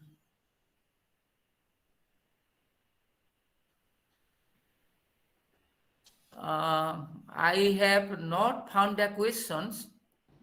If you don't mind, can I read the question? Dr. Joy, yes, please. Okay. Yeah, there is a question from Bikiras, a student of our department only. Good morning, Professor Martin. I had a question. Can timescale calculus be somewhat useful for proving that Navier-Stokes equation has consistent solution in 3 dimensions by modifying timescale calculus a bit or vice versa? Ah, yeah, that is of course. Okay, so I mean, that is, as always, you can first prove a bigger theorem which has as a subcase than something like the Navier-Stokes. But that is far away, right? So I mean, the whole theory of partial differential or dynamic equations is not well developed. But the thing is, sometimes it can be easy. This sounding strange, but sometimes it can be easier to prove a generalization of something than to prove the special case right away. So you prove first the generalization, and then you let the special case be satisfied, and you get the result from there. But I think in this particular case, that is far, far from now, yeah, because we first need to develop lots of machinery for PDEs. Okay, that's a very nice, very nice answer. Any other question from the participant? Professor Martin, you have developed the whole theory on the real numbers, on the real analysis. Can you also develop the theory on complex numbers or complex? Yeah. Okay. So there are some. You see, you give me any subject in analysis in mathematics. Right. Yes. If there is a discrete version to it, we can do it in timescales. Just it needs a lot of people. And we have 83 participants here. So maybe some of those will join me in trying to. Okay, so complex, I would say there's about 5 papers. We have the Cauchy-Riemann equations and all this stuff is developed, but it's just the surface. Okay, so there's lots of things still to do in detail. So, and if you work in this area, you know details that are not just on the surface, and you can try to solve those. Yeah, and that's basically with everything. Okay, now you mentioned complex, but yeah, you can just tell me any subject. Yeah. So random variables are continuous and discrete, right? So or financial markets are continuous and discrete, and all this. Yeah. So anybody working has their specialty. Yeah, you can do that in timescales. And so that is a good question, Professor Tarini. So and there is work on for the complex case, but just about 5 papers. But the basics are there. There is one more question from Somavo Chakraborty. In difference calculus, it is taken as z integers as points. Can you take xz? It means in place of z, can you take xz, for example, 0.5z? Yeah, because I gave that as an example. Remember, I wrote hz. So when you have or hz, as you say, when we have a number h bigger than 0, so h equal 5, that's fine. In that case, the the delta derivative would be f of t plus h minus f of t over h. Okay, and all the theorems are true, so you just apply them for a special case. So yes, can be hz or any number, any positive number times integers. Yeah. Okay, that's fine. Okay. And can we also develop the Banach space or Hilbert space concept on this new operator? Because you have defined a lot of new operators. Yeah, I presented time scale functions from a time scale to the real numbers, but you can extend this in 2 directions. First of all, it doesn't have to be a time scale like a subset of the real numbers. It could be what's called a measure chain. That is the generalization on that side. On the other side, you can go to a Banach space, Hilbert space, anything, and there are many results. But for simplicity, I presented here only for functions from T, subset of the real numbers, into R. But there are many generalizations or generalization, and so you can consider the general case also, yeah. And of course, yeah, so Banach space, or also integrals. Yeah, I talked here about simple Cauchy integrals. They are defined in terms of antiderivatives, but we have many integrals. We have Lebesgue, Riemann, Kurzweil, Still, all this exists. So basically what you would read what you would find in a 3-semester calculus course, all that is there. But so not details in all directions of all the possible research, right? Many. But for example, your own research, probably there's not something there. Yeah. So that's why, and you don't need to learn too much more except the things that I just said. Yeah. Maybe a little bit more. And then you can start just trying to do your own things that you do, let's say, for the continuous case, which 1,000 other people also do, can try for that case. Doesn't mean it's easier, probably will be harder, but it's not 1,000 people working on the same problem. It's just maybe you and your student, if you identify a problem. And so maybe easier to publish. Because if you have 10,000 people competing about the same problem, then it's more difficult to publish something. Okay, that's fine. Professor Stefano Galatolo, are you present here now? I don't see him. Yes. Yeah, he's here. Yes, Hi, I am. Professor Stefano. You are most welcome. Would I you hear you kindly- with a big feedback. Okay. Yeah, there's an echo. There is some. Okay, now it seems it's better. Thanks. Do you hear me? Okay, I am hearing you. Do you have any question, or you please want to interact with the speaker? No, for the moment I have no questions. I followed the seminar. It was interesting, and I was thinking about it. I was Anyway, just thinking about. I just want to know little. Hello. Okay. Professor Hello? Bolita, okay, we are Yeah. not hearing. Am I audible? Oh, yes, yes. I just want to know, because the explanation is so nice. It is really wonderful that you are mentioning wonderful. That is, it really means. I think is I am just having one thought. I don't know whether it fits to this particular topic or not. This time scale calculus.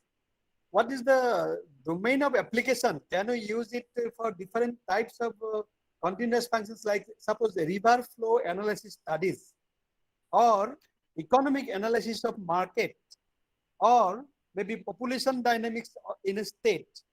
Will it be, what is the potential of using this calculus in future? Okay, sorry, so we're back to me, right? Answering more questions. Yeah, I'm fine with that. So, okay, applications.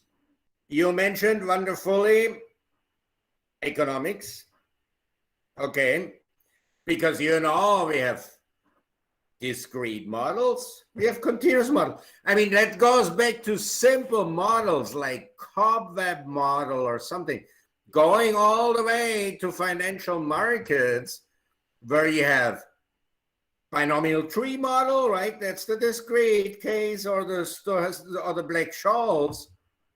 That's the continuous. So then that is applying exactly these things. And so even the financial market is not, let's say, purely continuous or purely discrete. In fact, we can consider it, I think it's open until Friday, and then at Friday, 4 o'clock, the Chicago time, it closes until Sunday or something. So it's like a union of closed intervals, right? So open for a while, then it's closed, then it's opening again, and so on. So that would be a time scale. Okay, that's what you mentioned, economics, finance, that is one application. Another one, biology, as you also mentioned. And I think I gave an example of this insect population or general population models. There is one that is called the Beverton-Holt model, is the discrete logistic that is for fishery models used. Okay, so and so we also unified that for general timescales. And so I would say biology and economics as a main. And of course, physics, because quantum calculus is also used in physics. Yeah. So, so I would say these, let's say these three areas right now. But there are applications. Okay, thank you. Thank you, sir. Okay, Professor Martin, thank you very much. And I, on behalf of the Assam Don Bosco University, extend our heartiest thanks and gratitude to you. But I have realized that it is almost 12:30 at night, very odd time. But But now I'm awake, so it's okay. So now I'm but you are awake. still sacrificing for us. That's why we are very much indebted to you. And hoping to see you again in near future. And you are most Thank you. welcome to visit our Assam Don Bosco University. Thank you. And thank you very much. And I now request all the participants to attend the third lecture and fourth lecture also. All these are very important and very much useful. Completely new topic, new concept, new ideas, and new technical results. And now there's a little bit tea break, and we will start the function again exactly 11:15 as per Indian times. And therefore it is almost, I think, 20-minute tea break. And after 20 minutes, I request all the participants to join with the same Google Meet link and YouTube link. And let us have a cup of tea. And thank you, Professor Martin again, and Professor Han also. And please, Stefano and Professor Shihoko, please take rest for a few minutes. And we will start again after exactly 20 minutes. Okay, thank you very much all. Thank you very much.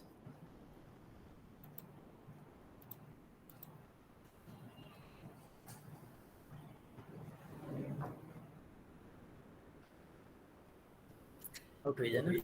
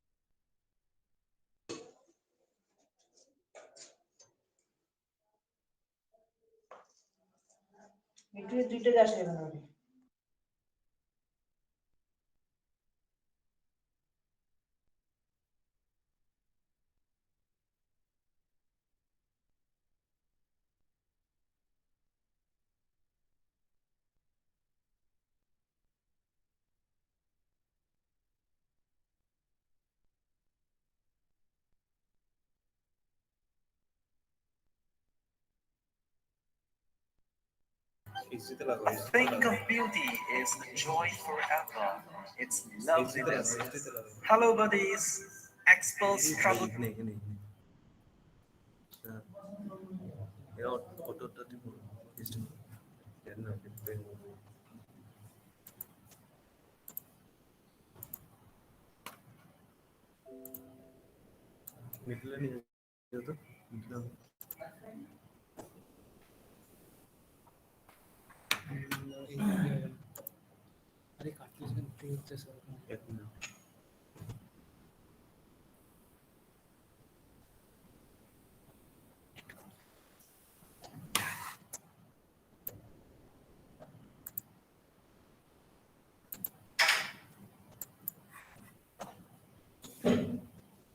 একটু নাচেন নাকি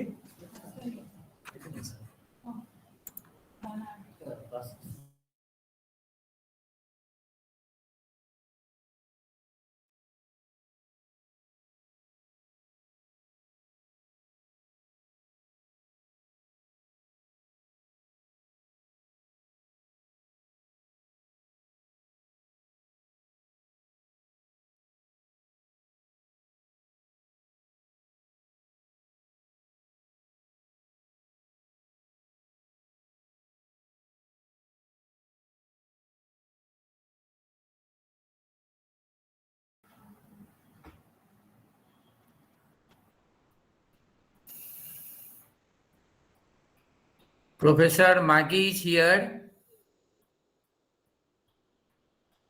Professor Maggie. I think she has left.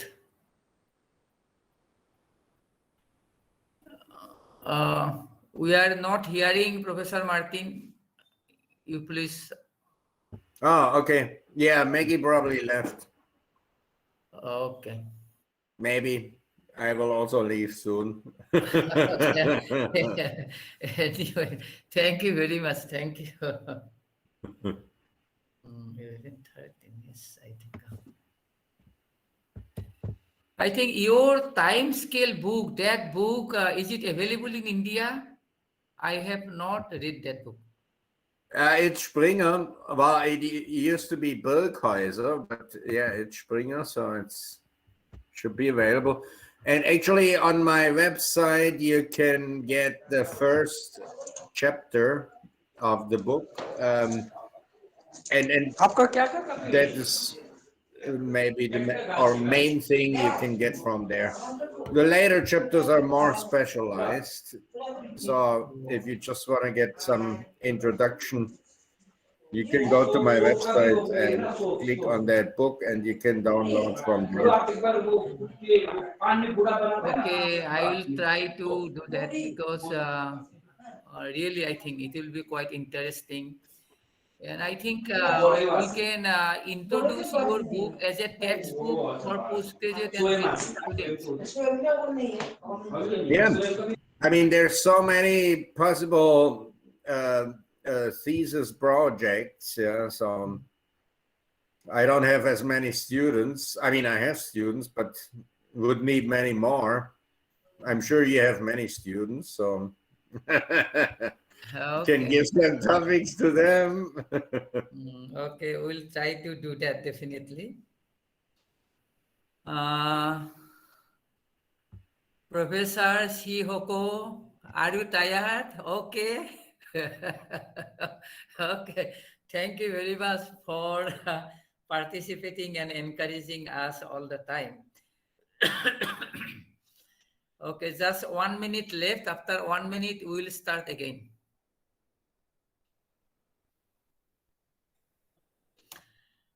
Okay, it is now exactly 15 past 11 as per Indian time. I also again welcome all the participants to this symposium. And our third speaker is also a very outstanding mathematician. And you will please see his topic and his talk also. It will be quite interesting. And now I request our faculty members, Dr. Fakrul, to speak on his academic biodata. Dr. Fakrul. Thank you very much, Professor Dotto. Our next speaker is Professor Stefano Galatolo, Professor of Mathematics, University of Pisa, Italy. He is the outstanding scholar, internationally acclaimed researcher. He will be talking about the existence of noise induced order, a computational aided proof. Let me briefly tell about his academic excellence and achievements, although he has many. In 1992, Professor Galatolo received Erasmus Fellowship at University of Marie Curie, France. In 1997, he obtained Italian graduation, and in 2002, Professor Galatolo graduated with PhD degree on information complexity and weak chaos in dynamical system, University of Pisa, Italy. In 2013, Professor got Italian habilitation for Associate Professor in Mathematical Analysis, University of Pisa, and 2018 he got Italian habilitation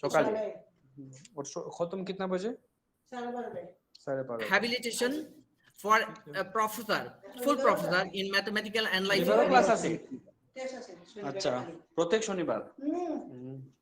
Hello, O'Neill, please stop. Okay. Okay, please go ahead, Dr. Fakrul. And since 2016, he is the director of Interdepartmental Center for Study of Complex System, University of Pisa. He is a visiting fellow of so many reputed university. His area of interest includes dynamical system, orbit complexity, logarithmic laws, heating time and dimension, decay of correlation, transfer of operator methods, algorithm, and lots more actually. He has produced a couple of PhDs and he has 147 publications in high-ranking journals, and he is a member of editorial board and the chief editor of a couple of reported journal. May I request Professor Galatolo to continue? Professor Galatolo, most welcome. Over to Professor Galatolo. I'm here. Do you hear me? Yeah. Okay, I think yes. Okay. Okay, you are most welcome, and please start. Okay. Yep. Thank you for the invitation.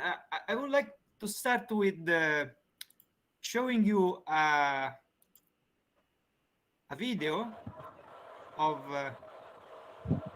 so where it is. I'm trying to find the window. So let me try again. So what I'm going to talk about is related to a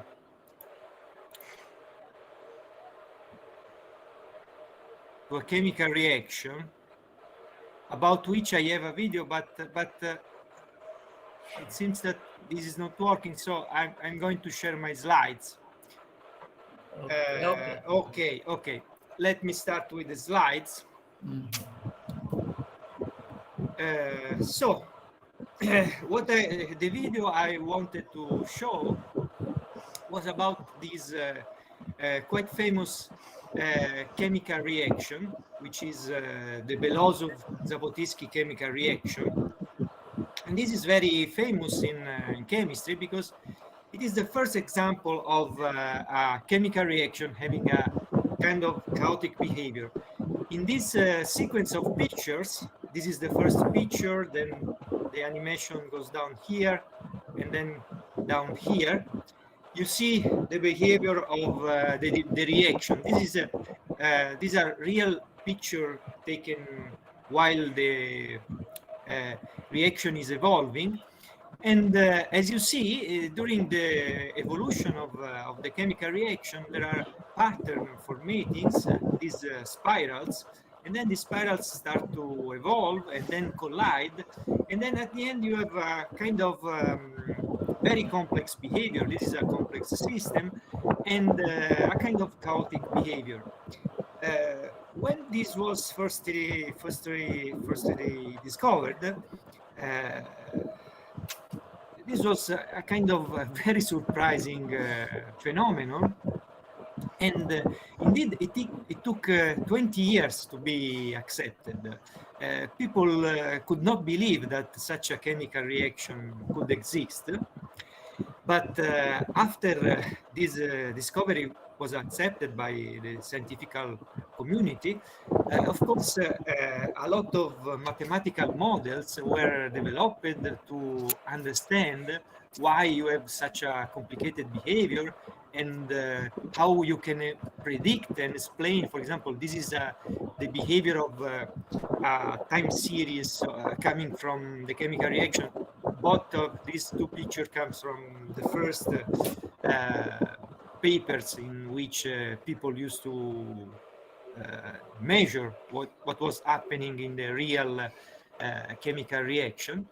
And so there were people developed many models, and they tried to study the behavior of the models and to understand what happened if you change some parameter or you change a little bit the model, and so on and so on. And during these studies, in 1983, two Japanese researchers, Matsumoto and Suda, studying the behavior of one of the many models of raising from the experimental discovery, they discovered a quite strange phenomenon that they called noise-induced order. What is this phenomenon? The model that Matsumoto and Suda were studying was a random dynamical system. We will define this system in a few minutes, but it is a random dynamical system in one dimension. And in this system, you can think to add more or less randomness by adding more or less noise.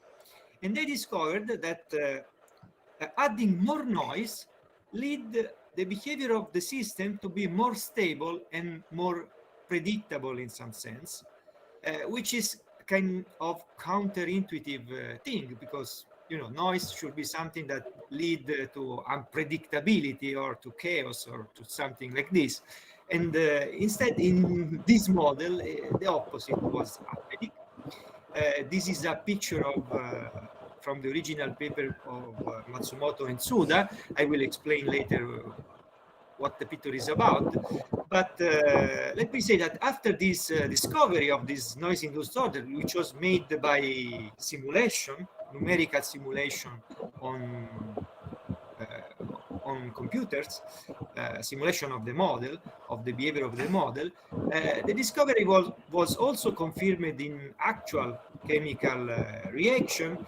And after this, like it happened many times in science, once some people find something strange, then a lot of people start to find the same thing in other phenomena, or even of biological origin and many other things. So nowadays, this is a paper which is well known and it's cited like 400 times, and this noise-induced order raised to a collection of other phenomena which are studied in physics, which are called noise-induced phenomena, which generalize this one.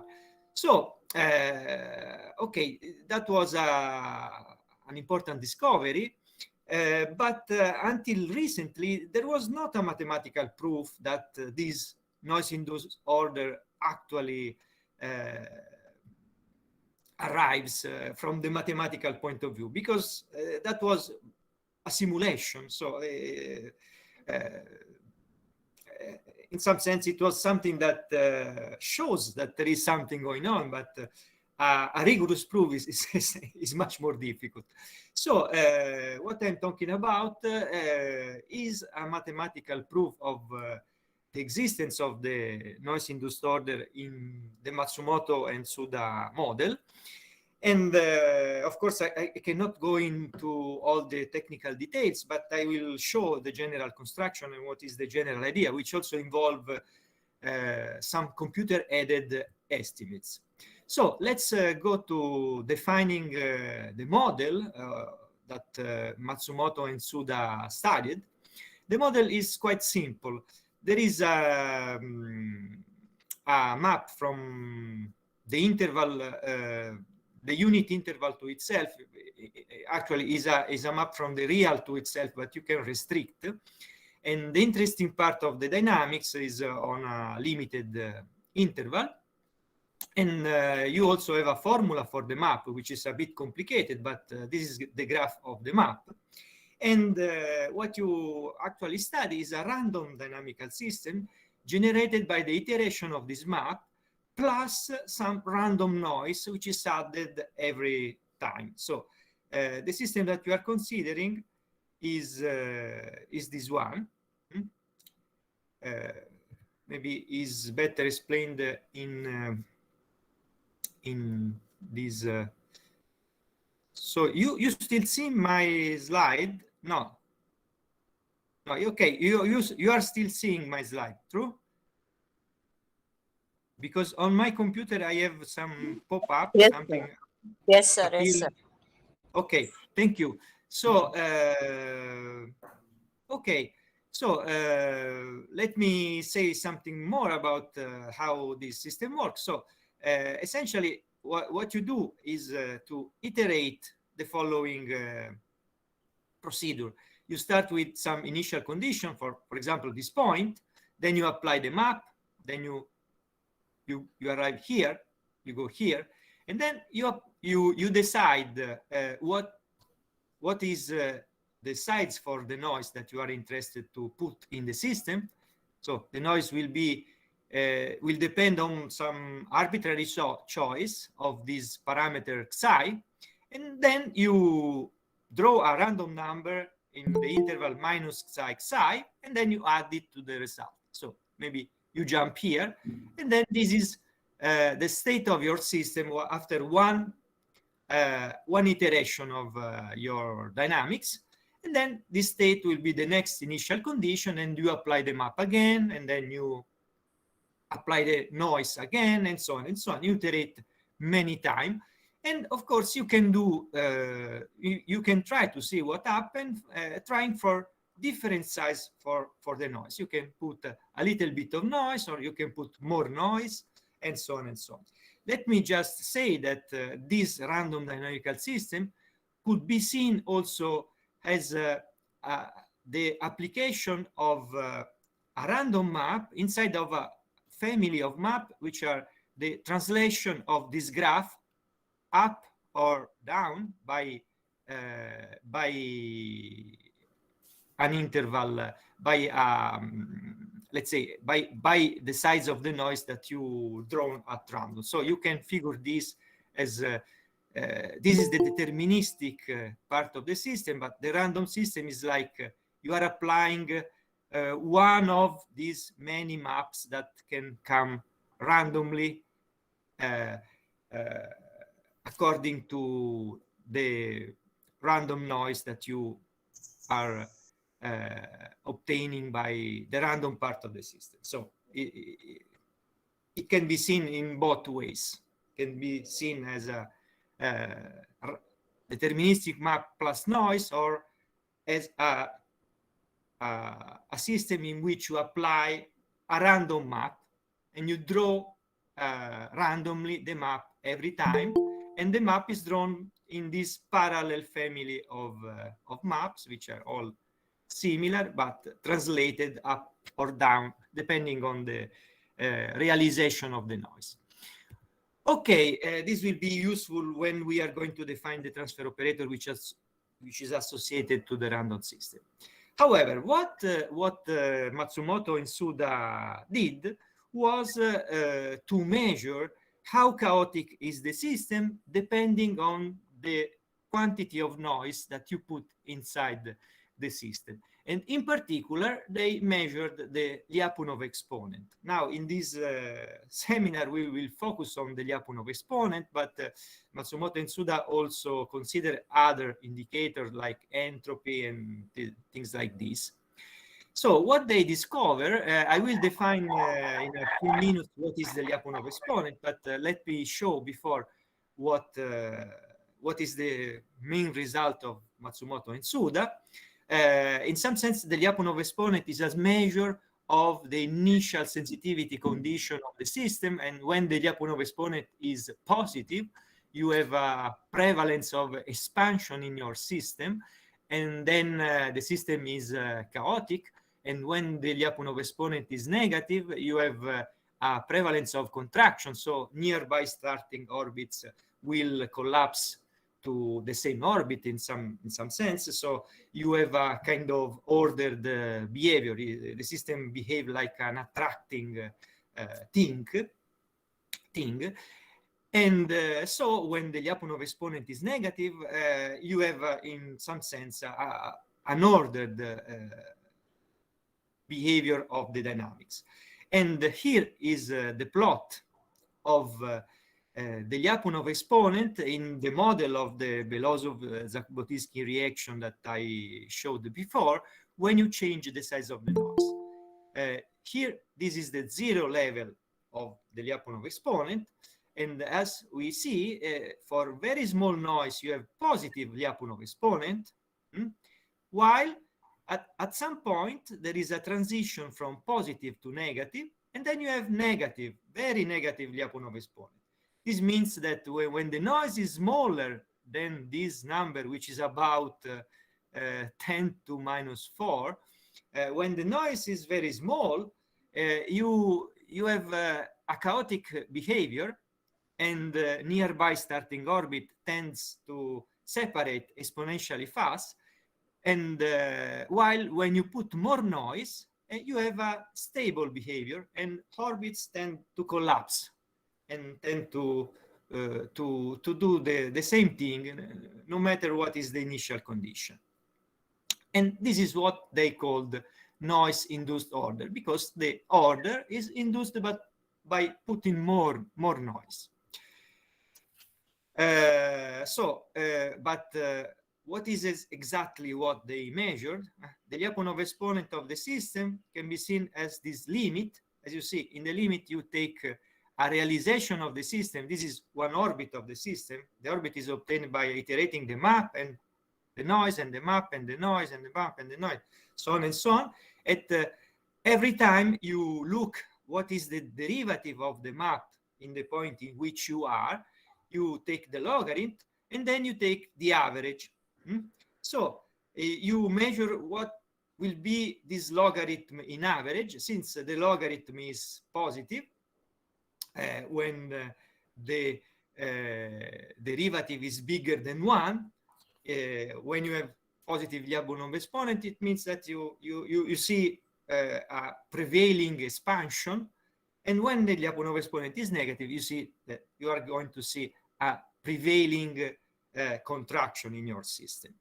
If you are able to prove that the system is ergodic, which is not so easy in this case, you also get an equality saying that this long time average that you take along one realization of the system, in some sense, for almost all realization, this is equal to a space average, which is a space average of the logarithm of the derivative according to a certain measure, which is the stationary measure of the system.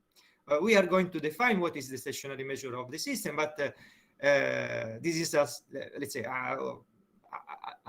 a central concept in random dynamics, in random dynamical system. An invariant measure or a stationary measure is, in some sense, a measure which is representing the statistical behavior of the the orbit of the system. It is representing how a typical orbit fills the space when as the time goes on. Of course, if you want to get information on the Lyapunov exponent and you know that the system is ergodic, you can try to compute this integral. And since in our system the map is known, so this function, this observable is known, you can compute this integral if you know something about the stationary measure. And this is the non-trivial part, because to know the stationary measure means that you know, in some sense, the dynamics in the system, and you know what is going to happen if you wait long enough and you iterate your point long enough, and how this orbit will fill the space. So what we have proved, this comes from work in collaboration with Maurizio Monge and Isaia Nisoli. And this is published on linearity last year. We proved that actually this transition to positive and negative Lyapunov exponent actually happened in the model that Matsumoto and Suda studied. And as I said, the method that we used also exploits some rigorous computational estimates, which is made implementing the computation in a suitable way. So it is a computer-aided proof. And okay, we applied our approach to this model because it was very studied, and there was no mathematical proof of this behavior before. But the approach we apply is much more general, and even the software that we used for the numerical part and the numerical estimate is much more general. It can be applied easily to essentially any one-dimensional random dynamical system of this type, in the sense that you have the noise which is additive on the system, and so I mean the method is much more general than the result I'm going to explain. But okay, let's go and show what happened in this interesting and non-trivial example. What we can prove after all the mathematical part and the computational part and all the estimate, what we can prove is something like this. I can show you two values for the noise. This is a first value, which is about, you see, this is about 10 to minus 4. This is the smaller noise. And another value for the noise, which is quite larger. This is about 1/100.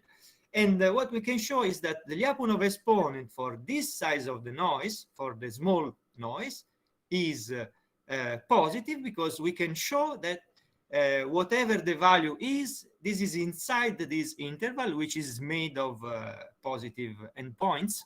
So the Lyapunov exponent for the first size of the noise is positive, and while for the bigger size of the noise, the Lyapunov exponent is negative, because it must be included in this negative interval. Of course, with the same method, we can investigate many other sizes for the noise. In fact, in the paper, we have a table with with many other values, but what matters is to show that there is the transition. So we take one small noise and we show that the Lyapunov exponent is positive, and then a large noise and we show that the Lyapunov exponent is negative.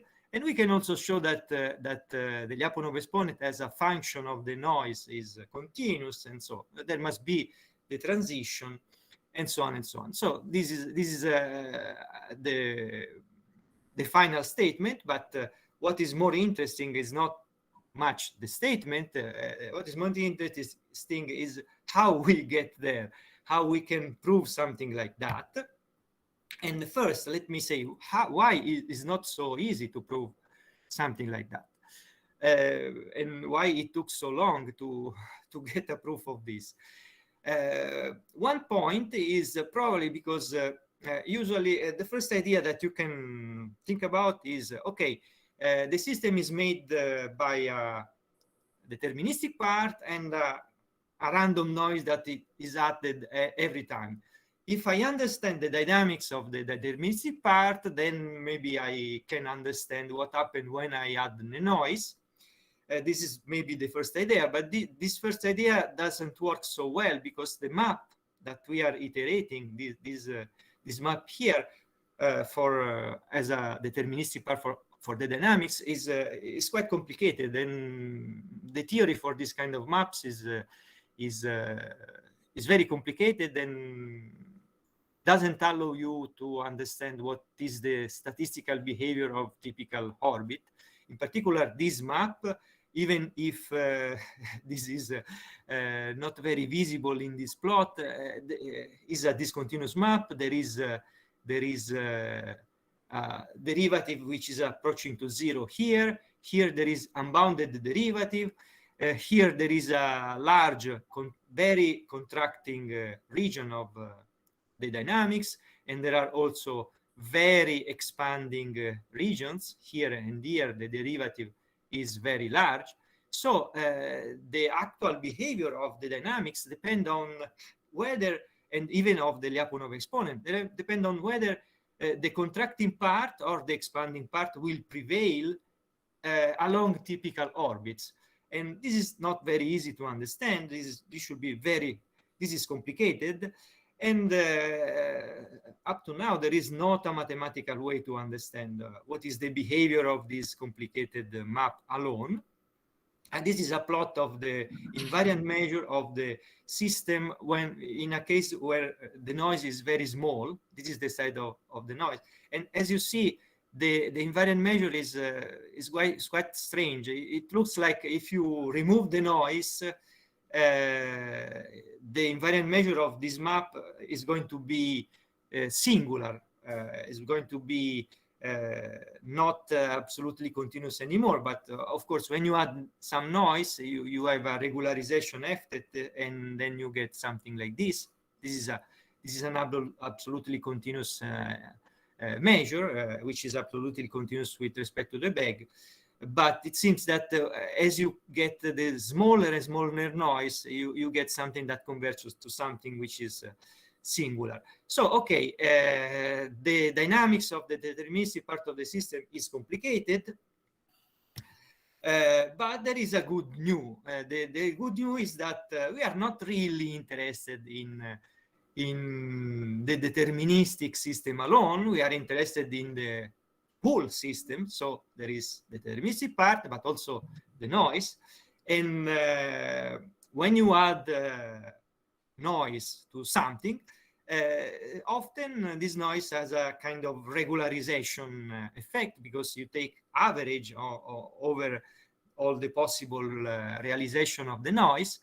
And this, if interpreted at the level of the transfer operators associated to this kind of system, has give rise to nice mathematical properties, and then you get regularizing operators.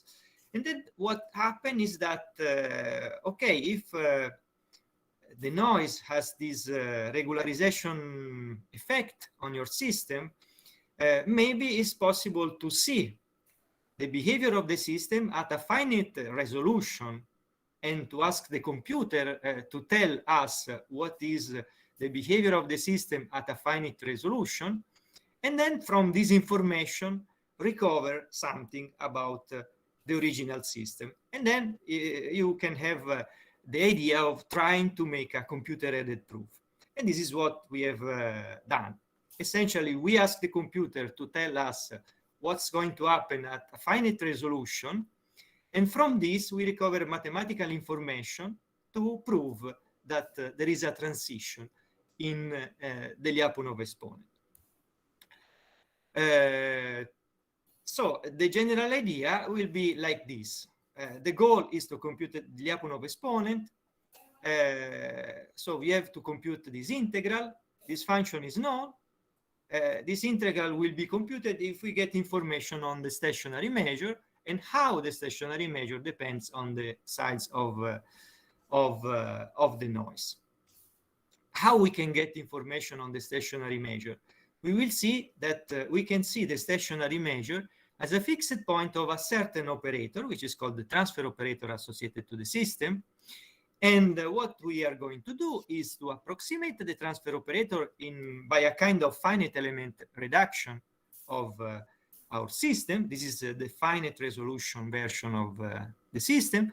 This finite element reduction of the operator will be, in the computer, will be a big matrix in which we compute eigenvector and eigenvalues. And then we have to prove, this will be a traditional mathematical proof. We prove that the fixed point of the reduced operator are near to the fixed point of the original transfer operator. So we prove that what we have seen in the computer is not very far from what is happening in the original system. And if we can provide an estimate for the distance between what you see in the computer and what you have in the real life, if you provide an explicit estimate for this, you can get some quantitative information on what is happening in the real system.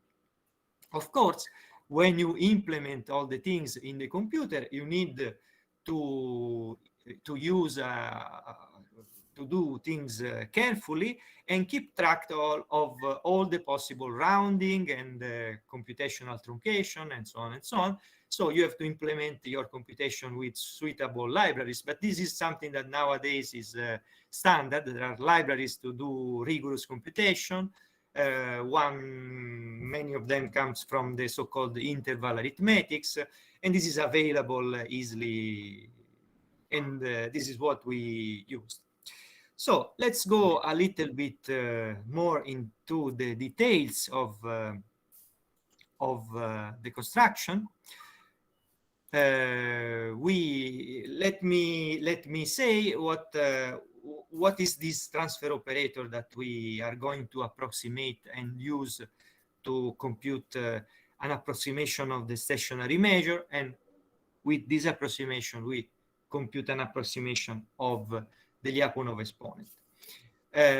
So what is the transfer operator associated to a deterministic dynamical system? This is something that is common and well known in measure theory, is the push forward associated to the map.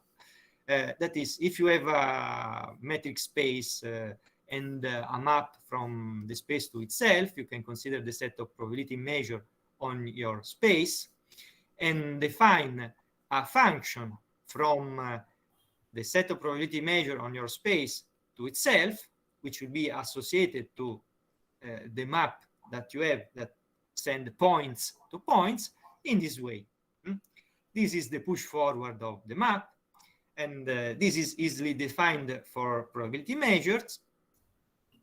But with the same definition, you can extend this definition of the push forward map to measure with sign. Now, if you consider measure with sign is a vector space, and the function that you have defined, it turns out that it can be easily proved that the function you define is linear. So this is an operator between functional space, between a space of measures, and this is what we call the transfer operator associated to the map. In some sense, this transfer operator represent what the dynamics is doing at the level of measure, how the dynamics moves measures instead of points. But you have seen our model is a random dynamical system, is not a deterministic one. This is the definition for deterministic dynamical systems. And what can be the the definition of the transfer operator associated to a random dynamical system. Let me go to say it briefly. In a random dynamical system, what you have in this case is the iteration of a deterministic part plus a random noise. And this gives rise, as I shown before, showing these parallel maps that you are drawing at random, this gives rise to a random family of maps, which are all translate of the initial deterministic map, and these are translation up or down depending on the noise. The transfer operator associated to this system, I'm going to show it in a moment. First, let me say there can be a technical detail to face before going on. The problem that can rise is that, okay, the map goes from the interval to itself, but when you add the noise, maybe you can be sent outside of the interval because of the noise, because maybe you were unlucky, you took a random noise which was too large, and then you go outside the interval. What you do? Well, you can choose many things. One comfortable choice is to consider like a reflecting boundary condition. This means that if the noise sends you out of the interval, suppose you are here, the noise sends you here, then you are sent back to the interval by a symmetry, by a reflection. And this can be defined by composing by a certain map. This is only technical, just to say, don't worry about the fact that maybe the noise can send you out of the interval. You put reflecting boundary condition, you can put periodic boundary condition. What is important is that you always define something that goes from the interval to itself. So once you have defined your random dynamical system and you have a random family of maps, this is our case, the transfer operator associated to the random system is the average done with respect to the probability that you consider when you define the randomness. This is the average of the push forward of all the maps in your family. So the transfer operator for the random system is an average of transfer operator of deterministic systems. Okay? The stationary measure that we are going to approximate will be a fixed point for an operator of this kind. The important thing here is now I cannot go into the technical detail and so on and so on, but I want just to justify one important fact that is happening in this kind of system. Since the noise is additive, we are considering system with additive noise. That means that the noise is added every time you iterate the map, then you add the noise, then you iterate the map, then you add the noise. What happens is that the family of random map that you are considering, they are all translation of the same map. And when you consider the transfer operator, you are making a average of translations. And what is an average of translation? Think about a measure, you translate the measure, then you translate again, and you take the average. What you are doing a convolution. So in some sense, the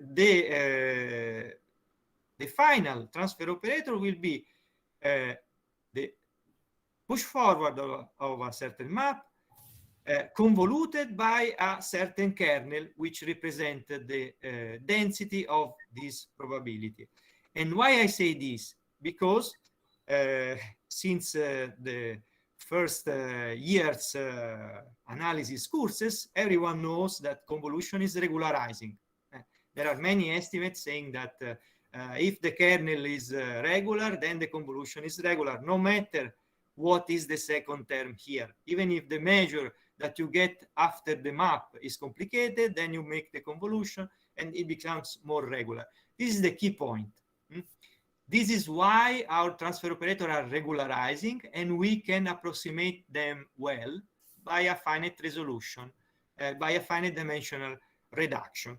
So this is the key point of this is why everything works. So now what I'm going to do, now I'm going to show how we can make this finite dimensional reduction, how we can make this finite element reduction. To explain this, let me give one more notation. So what we are going to do is to consider uniformly distributed noise in an interval. So the distribution of the noise is something like this. This is the radius of the noise. This is psi. You can make it smaller or larger. This is what Matsumoto and Suda did. They make it smaller at the beginning and larger at the end. And so you have a family of kernel for the noise, which are rescaling of this kernel. And we define, we give this notation for the convolution operator. This n psi will be, will be an operator that is making the convolution with the kernel rho psi. And the kernel rho psi is a function like this. So when psi is small, this kernel is quite high and narrow, and when psi is large, this kernel is quite fat and regularizing. Okay. So what we have seen quite fast, but there is no time to go into the detail, is that the transfer operator associated to our random system is a composition of a convolution, and this is the notation for the convolution operator, and the push forward of a certain map. What we are going to do is now to define a finite dimensional reduction of this operator, and this is what we are computing in the computer. To define this finite reduction, has its common in this finite element theory, we start with a projection sending an infinite dimensional space to a finite dimensional space. And the projection that we consider is one of the simplest one. This is something done like this. You have your space, this is your interval. You consider a grid.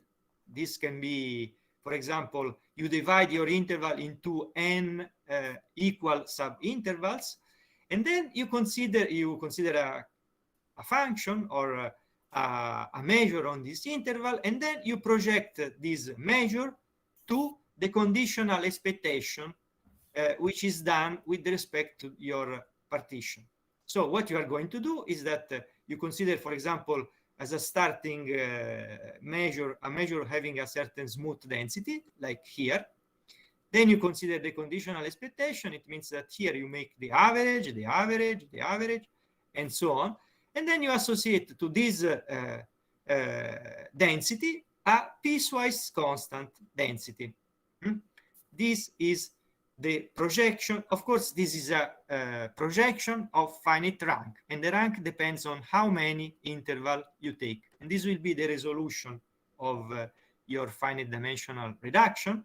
This is also called the Ulam projection because it is applied in dynamical system after many works of people started from some work of Ulam. And so what we are going to do is we start with the original transfer operator and we make a finite dimensional reduction composing by this. But to make things work, you have to choose well how you are going to compose. Essentially, what we are doing is that we consider this finite dimensional reduction of our operator. I recall our operator, depending on the size of the noise, was the composition of the convolution and the push forward of the deterministic map. The finite element reduction, the approximated operator will be defined like this. We put some projection here, here, and here. Okay, this is why this is we choose this, because if we do like this, this will be the composition of this operator and this operator, because the projection applied 2 times is like the projection applied 1 time. And so we can compute and work separately with this operator and this operator. Okay, so for example, we will compute this in the computer, and we will study this in the computer, and also this. And we study them separately because of now I cannot go into the detail, but there is a reason why it's better to split a complicated operator into the composition of 2 simple operators. And so, but by the way, this is a finite dimensional reduction of our operator. Okay, so what we are going to do is that we consider this finite dimensional reduction. We can compute what is a matrix associated to this finite dimensional operator. We can compute the fixed point of this big matrix, and we use this fixed point to approximate the fixed point of the original transfer operator, which are the stationary measure. Of course, we need some stability theorem saying that the distance between the approximated things and the real things is small. And this is something that can be done with there is a big theory of the perturbation of operator and fixed point and so on and so on. And we make an adaptation of some known result to get these estimates. Let me say that in our paper, we use 3 spaces, the Wasserstein distance, L1, and BV, and we apply, we exploit the regularization of the convolution from this space to the less regular to the more regular one. We use it 2 times, but okay, this is a technical thing. This is not very important in this in this explanation, but just to say the functional analytic framework is a bit complicated. We have to use 3 spaces to exploit well the regularization. So how much time do I still have? Because I'm not certain when I started. Actually, I think you can please take another 5 minutes. Yeah. Okay. I'm near to the end. I'm very near to the end. So summarizing, we want to compute. We consider the fixed point of the stationary measure. We want to compute this. We approximate this by the fixed point of the approximated transfer operator, and by this we estimate the integral. This is a plot of the final result that we get. This was the original plot of Matsumoto and Suda. This is what we get. This will be like a part of this graph. We cannot see what's happening here because the resolution is too small. The computational part is too much complicated to see here, so we cannot see here, but we still see the transition. Okay, and so let me add one more result, because someone can ask, okay, so you proved this for this model with some value for the coefficients in your map, but is this stable if you change a little bit the coefficients, if you change the map a little bit? The answer is yes. Yes, everything is kind of Lipschitz stable in changes of the map and in changes of the noise and so on and so on. So what we have seen is not like by chance, because we have chosen only for some parameters, but what we have seen is quite stable, even if you change the model a little bit. So this is more or less all I wanted to say. Thank you for the attention. And since I'm talking in Don Bosco University, I wanted to share with you a small memory of my teenage time. This is the Salesian church of my hometown.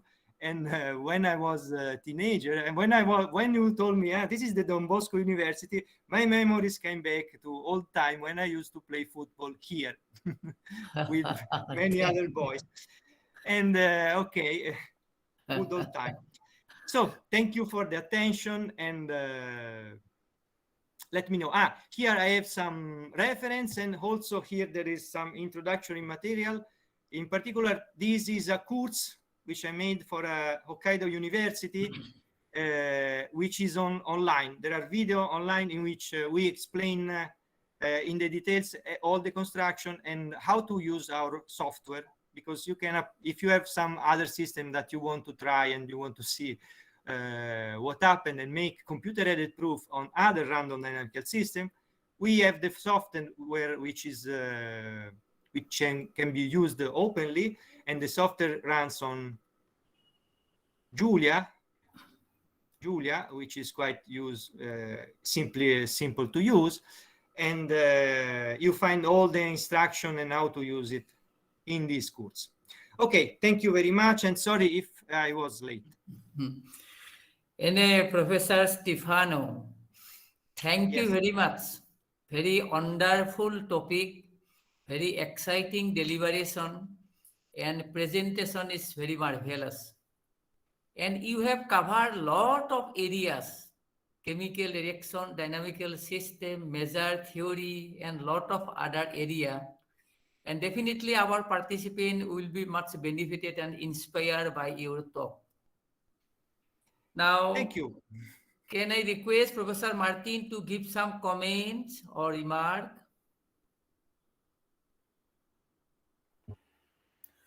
No, thank you. I don't. It's pretty late. I don't have any questions, so maybe some of the audience has some questions. Thank you. Okay, Professor Shihoko, do you have any comment?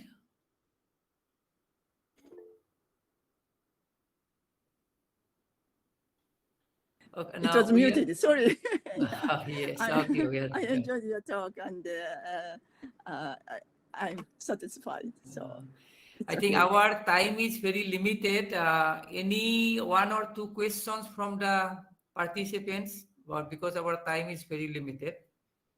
Or I can request the participant to communicate with the speaker through his email. I can provide his email also. If there are questions, please write me. I will be happy to explain better something. Of course, the technical detail were like hidden, but there is a paper which is available, and also all this introductory material. Indeed, we are trying to make our software as easy as possible to be used, so it can be used by other groups. Okay, that will be fine. Anyway, your topic is the existence of noise-induced order. Yes. And can you also find some interval where non-existence of noise-induced order? So in many cases, the presence of the noise has not this strange effect. The noise-induced order, in some sense, is some particular and strange phenomenon. When you take any dynamical system and you add the noise, you don't see these kind of things. You add the noise, maybe you see some the Lyapunov exponent remains positive if it was positive, or remains negative, and so on and so on. But in the physicists mostly studied many other noise-induced phenomena, and you can find many other things like noise-induced chaos, or noise-induced everywhere, everything. I mean, there are now, you can search for, like, you can search on Google, like noise-induced, something like noise-induced phenomena, and you find many books and many things that can happen. We are focusing in something which is quite particular, which is this order induced by the noise. And Okay, that's fine. Okay, that's fine. yeah. Hi, Siddhartha Purkaesto. It is a question of chemical reaction. Do you have any question? Siddhartha.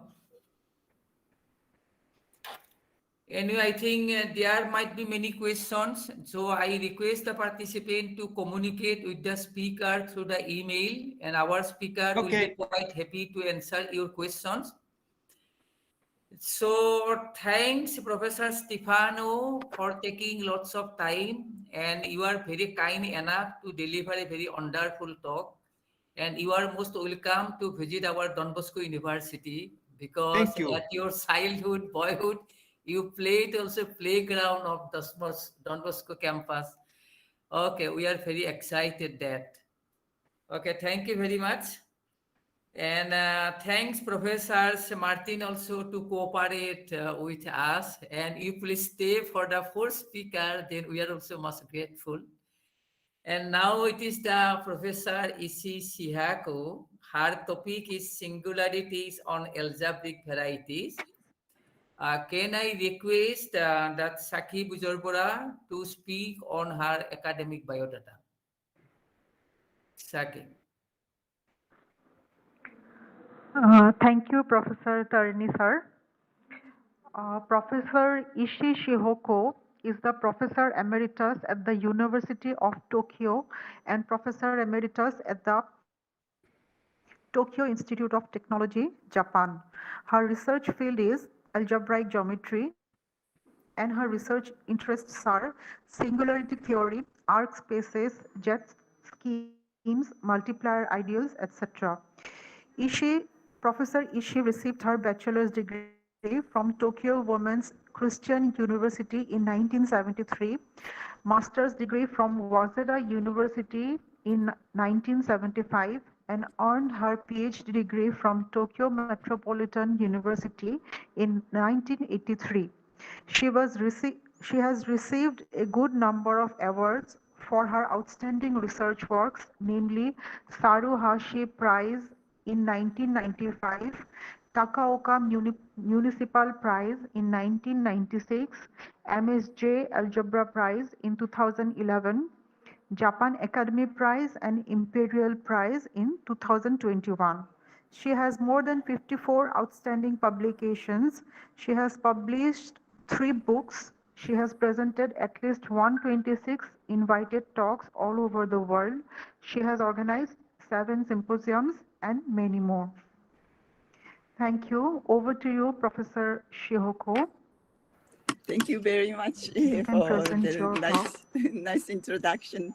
And I have a little trouble on sharing the screen. Okay, that's fine. Okay, we tried once, but this time. Okay, so share.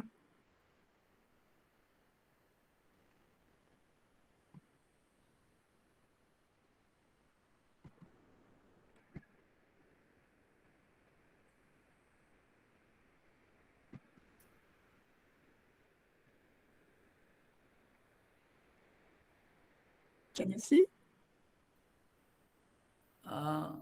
You cannot see? We have not seen at this moment. Mm-hmm. But it should come clearly, I think. Can you see anything? So, what can you see? Nothing right now. I think you should share just the window, not the whole screen. Aha, okay. So where is because there's some recursive thing going on. Yeah, if you share the whole screen. Infinitely many Yes. Infinitely dynamical system. Yeah, how to solve. Anyway, stop sharing and then share the screen. No, But there's only one choice. Your full screen. No, share window. Share window. Not There's share, no don't share window. screen, but share window. Share window, but there's no choice of share window. Now you please start again. You please start from the very beginning. Very beginning. So we finished. Okay.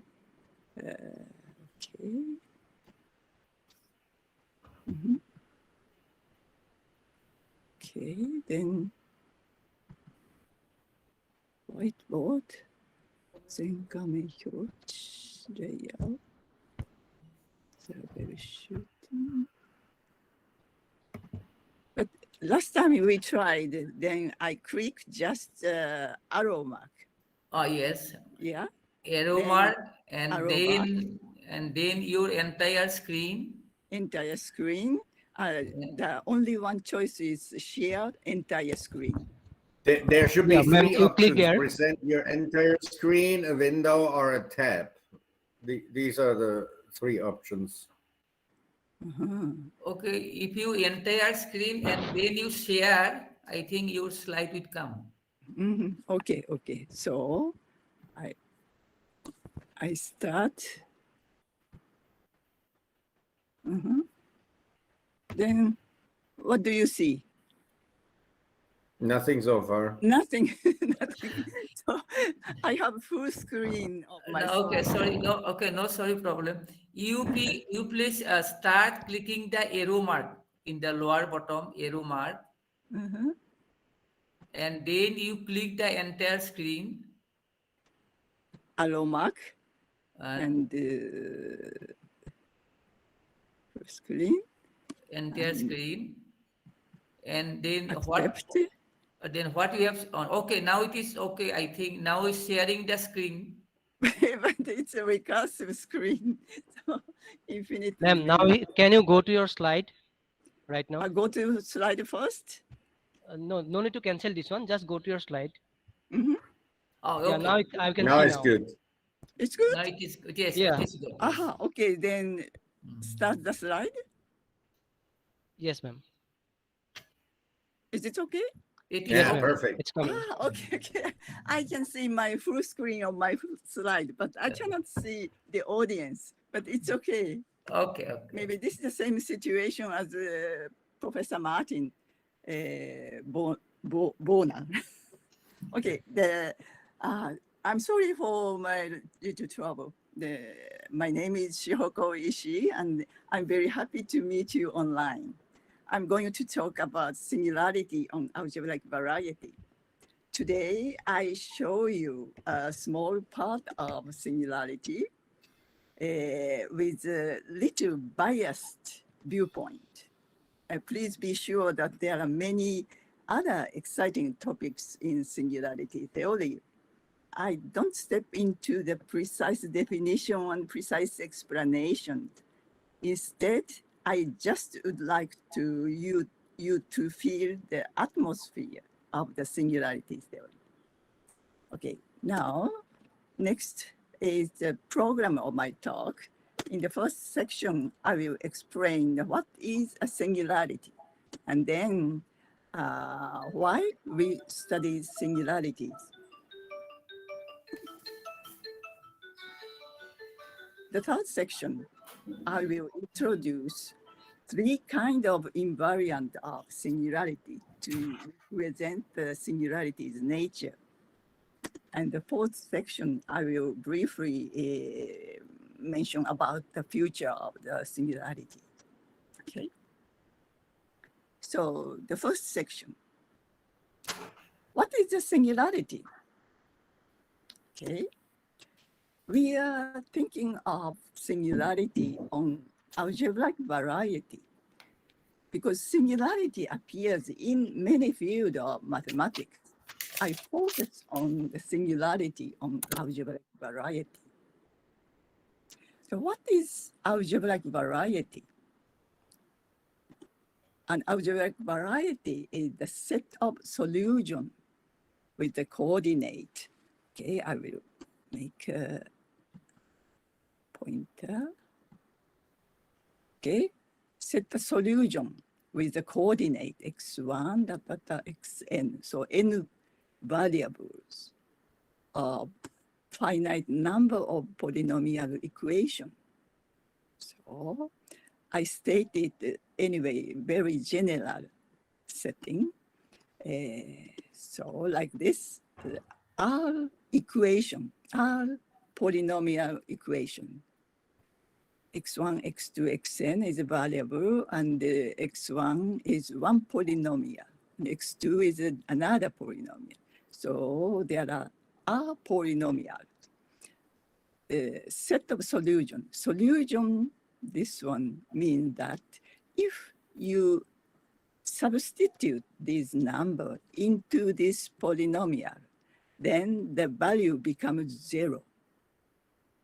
Okay? To substitute this number to all polynomial, then you obtain the value is 0. Okay? The solution is like this. So this is a very general statement, but I'm sure that almost all people know already algebraic variety in high school. This is n variable. So this is the n-dimensional space in the n-dimensional space.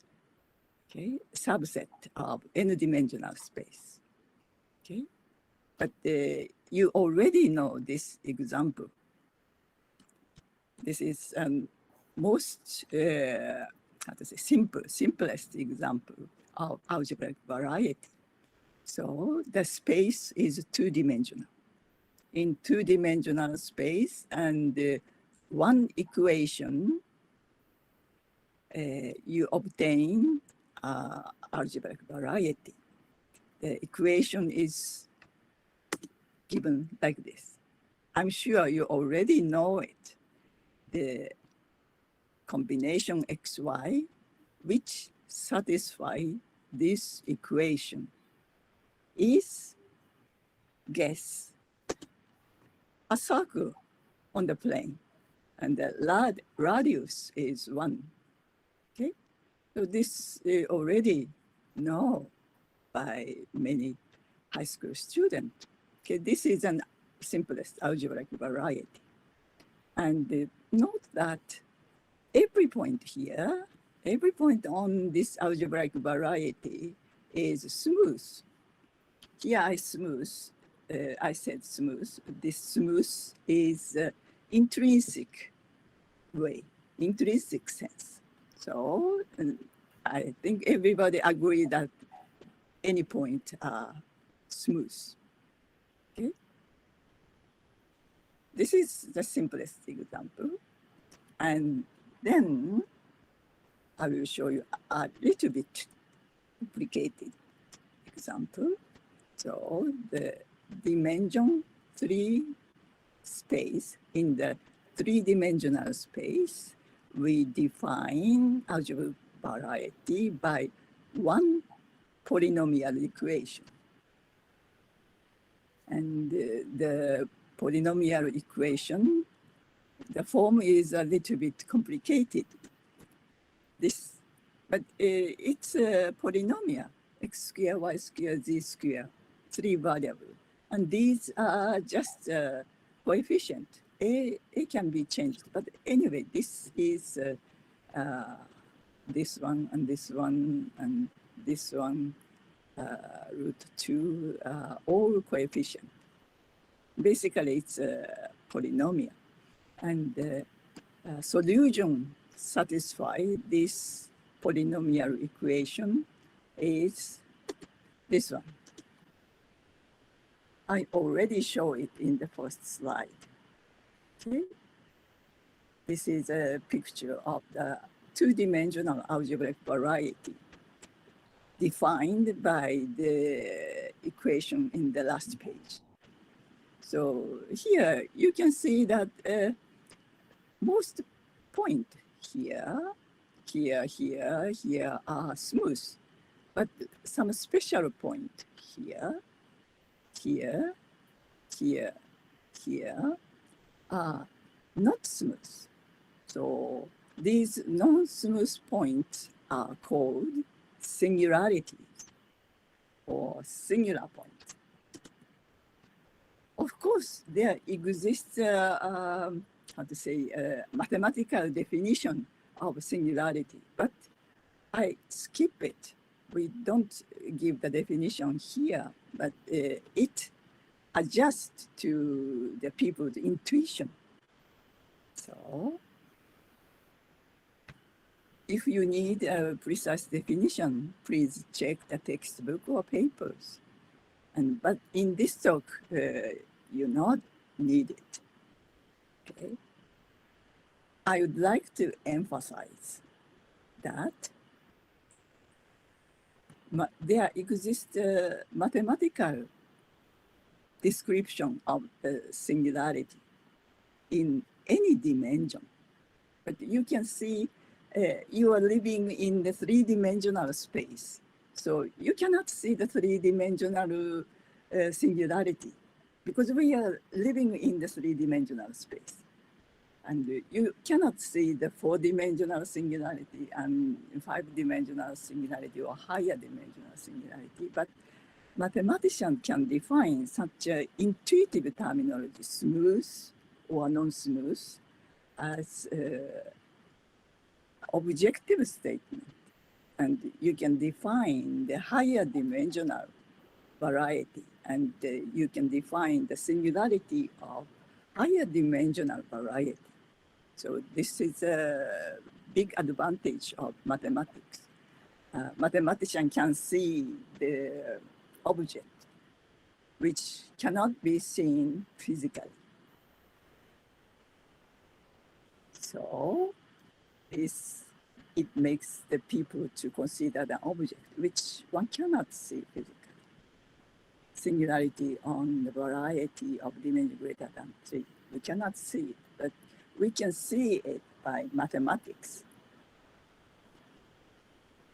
And then why we study singularity?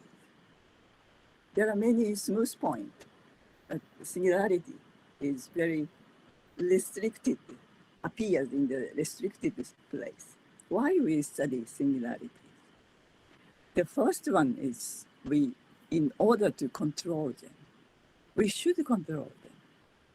And the second reason is that in order to make use of them. And the third reason, this is very important for me.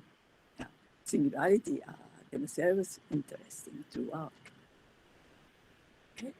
Let's go to the first reason. Controls singularities. In early time in the history of algebraic variety, mathematicians can tended to avoid singularity. Many research papers assumed the smoothness of the variety they were studying. This is because without smoothness, many good properties of the variety fail. What kind of good properties? I will just list, but you need not be so sensitive about the definition of this property. Kodaira vanishing theorem, self-duality, stability of projective variety. These are very, very convenient and strong tools to study smooth variety. But this does not hold for singular variety. So singularity is kind of annoying.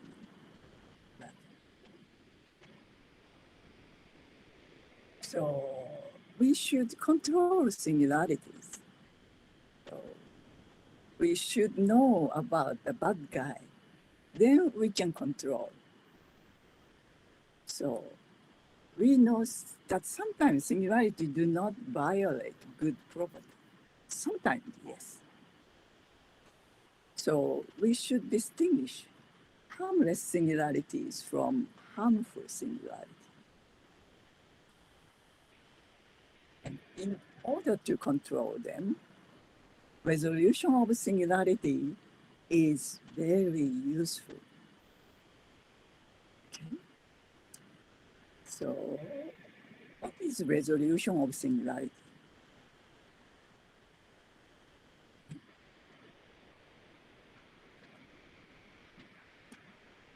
Let me show you the simplest example of a singularity, which is one-dimensional algebraic variety. Here are almost all points are smooth, but here is a singular point. Focusing this point, the picture is like this. It looks like this at the singular point. Okay. So this picture reminds us something in the daily life.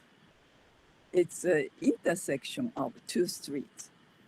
So if there is an intersection of two streets, the traffic is not smooth. This car should wait until this car passes through the intersection. So traffic is not smooth. How to make the traffic smooth? Yeah, you already have an experience. Yeah? To make a three-dimensional junction like this. So we just mimic it. Pick up one street like this. Then you obtain the smooth street. Then the variety becomes smooth. This is a resolution of singularity of one-dimensional variety. Okay. This procedure is called blowing up at one singular point. Okay. So blowing up here, then you obtain the smooth one. Okay. This procedure is called blowing up at the singular. Now, one-dimensional case is easy, and it's easy to draw a picture too. Okay, this is a one-dimensional case, but Hironaka's resolution theorem of singularity is much more strong. He stated that every singularity on arbitrary dimensional variety can be resolved by some blowing ups. This is proved by Heisuke Hironaka in 1964, and he was awarded a Fields Medal. Okay, so very strong. Let me show you one picture. This is algebraic variety of two dimensions defined by this polynomial equation. Okay. The picture is like this. And you can see here a singular point. Then blow up here once, then you obtain two curves. And the other points are all isomorphic, the same. Only this point corresponds to two curves. So in some sense, this one point blown up to a one-dimensional set, okay? So this is a resolution of singularity. In this case, one blow up is okay to obtain the resolution of singularity. So this is one resolution of singularity. Okay, but we should note that if you take any point, for example, this red point and blow up here. Blow up procedure can be done anywhere. So here you blow up, then you obtain the red curve here. And the variety, new variety is again smooth. So this variety is also resolution of singularity of the original variety. Okay?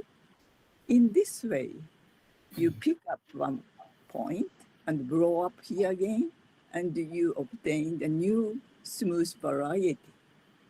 And of course, new extra curve on it. So this is also resolution of singularity. In this way, resolution of singularity, the number of resolution of singularity is infinity. You can construct the infinite number of resolution of singularity. This is a two-dimensional case, but Hironaka's statement is any dimensional variety, there exists such a procedure to obtain the smooth variety. Okay. Here, I should make some caution, one caution. In Hironaka's theorem, variable variety should be defined on the field of characteristic zero. I suppose that all audience are mathematicians, so characteristic is well known. Yeah, I'm sure that. So here the solution x1, xn, here number. The coordinate xi are element of the field of characteristic zero, or real number or complex number, or something like that.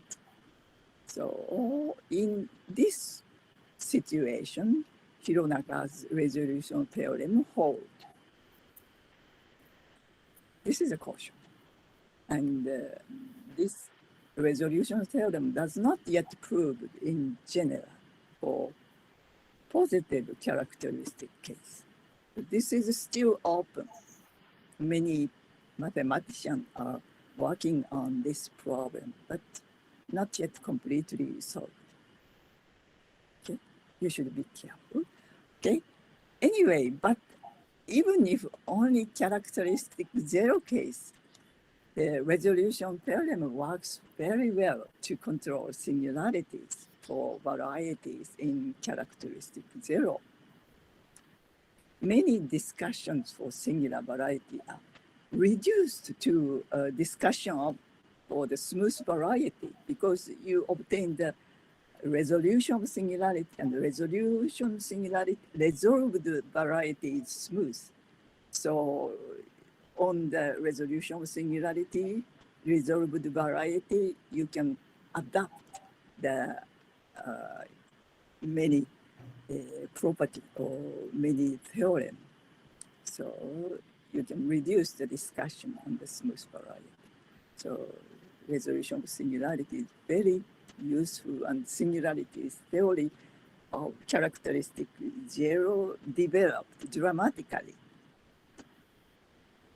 And in characteristic zero, many concepts of singularity appeared by making use of resolution of singularity. I just listed some notion of singularity, some terminology of singularity. You need not to worry about or memorize about the name of the singularity. I just listed. The first one is a kind of, how to say, it's a birational geometric invariant. The second one is also birational geometry. The third one is Hodge theoretic singularities. And this one is group action, related to group action. These singularities have their own background, how they appeared. Anyhow, these are somehow harmless singularities. Singularities which are well controlled. For example, one obtained Kawamata-Fiebeck vanishing theorem. This is a generalization of Kodaira vanishing theorem. In the previous slide, I told you that Kodaira vanishing theorem does not hold for singular variety in general, but generalization, Kawamata-Fiebeck vanishing theorem,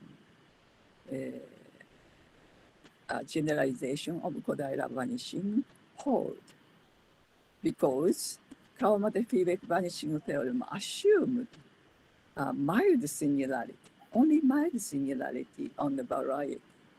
Then the Kodaira vanishing theorem hold. So this is somehow controlled. Okay? Is it okay? So, Okay. Okay, so next reason, make use of singularity. Up to two-dimensional algebraic variety, every algebraic variety has smooth minimal model. Smooth minimal model. So it becomes a new word. And please don't afraid. Minimal is the smallest. Okay? So you need the order. Which one is bigger and which one is smaller? You need the notion of order. Okay, so I will explain later. And two-dimensional case, they exist. But for higher dimensional case, there is no such model in general.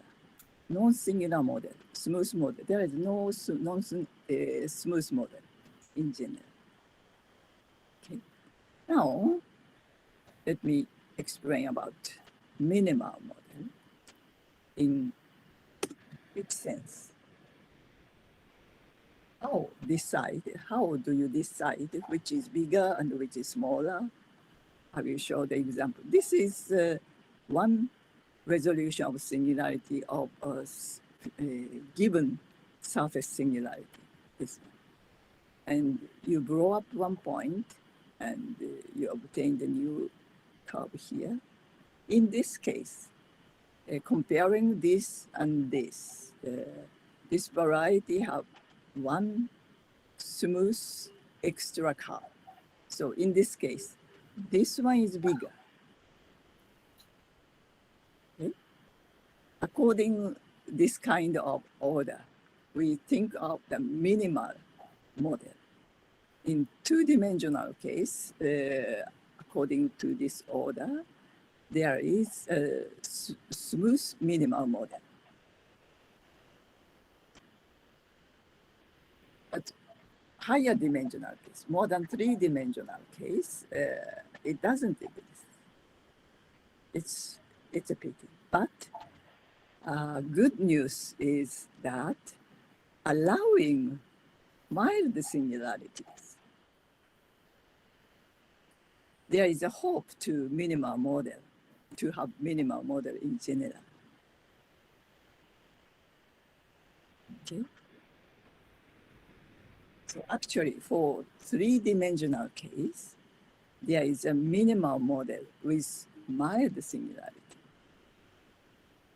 So this is proved by Shigefumi Mori, and he was awarded Fields Medal also. And this is a three-dimensional case. And about higher dimensional case, for higher dimensional case, general variety have minimal model. General means it's a mathematical terminology. General means not all. General is not all, but a great amount of variety of the minimal model. This is proved by Bilka and some other people. And Bilka also is awarded a Fields Medal. Okay. There are other successful examples of making use of singularity. constructing a minimal model with allowing mild singularity is one successful example which make use of singularity. Okay. And we can expect more successful example, and the theory is still progressing. Okay. The third reason, singularities are itself interesting. Surprising relation with other concept appears.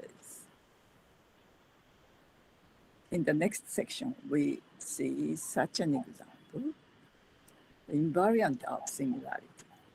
So for study some mathematical object, we sometimes use invariant, the number, to describe the nature of the object. So to study singularity, we focus on three invariants of singularity. And there are many invariants, but we focus on number of essential divisors, the number of Nash components, and minimal log discrepancy. I'm sure these are not so familiar to you, and let me explain them. Nash problem is okay.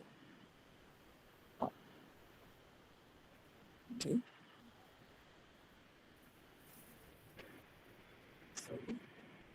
Okay. Nash problem, the origin of two invariant appears in the Nash problem. This is posed 1968. He posed for every singularity, the number of Nash component is equal to the number of essential divisor. This is his question. So we should know Nash component and essential divisor. These are totally different concepts.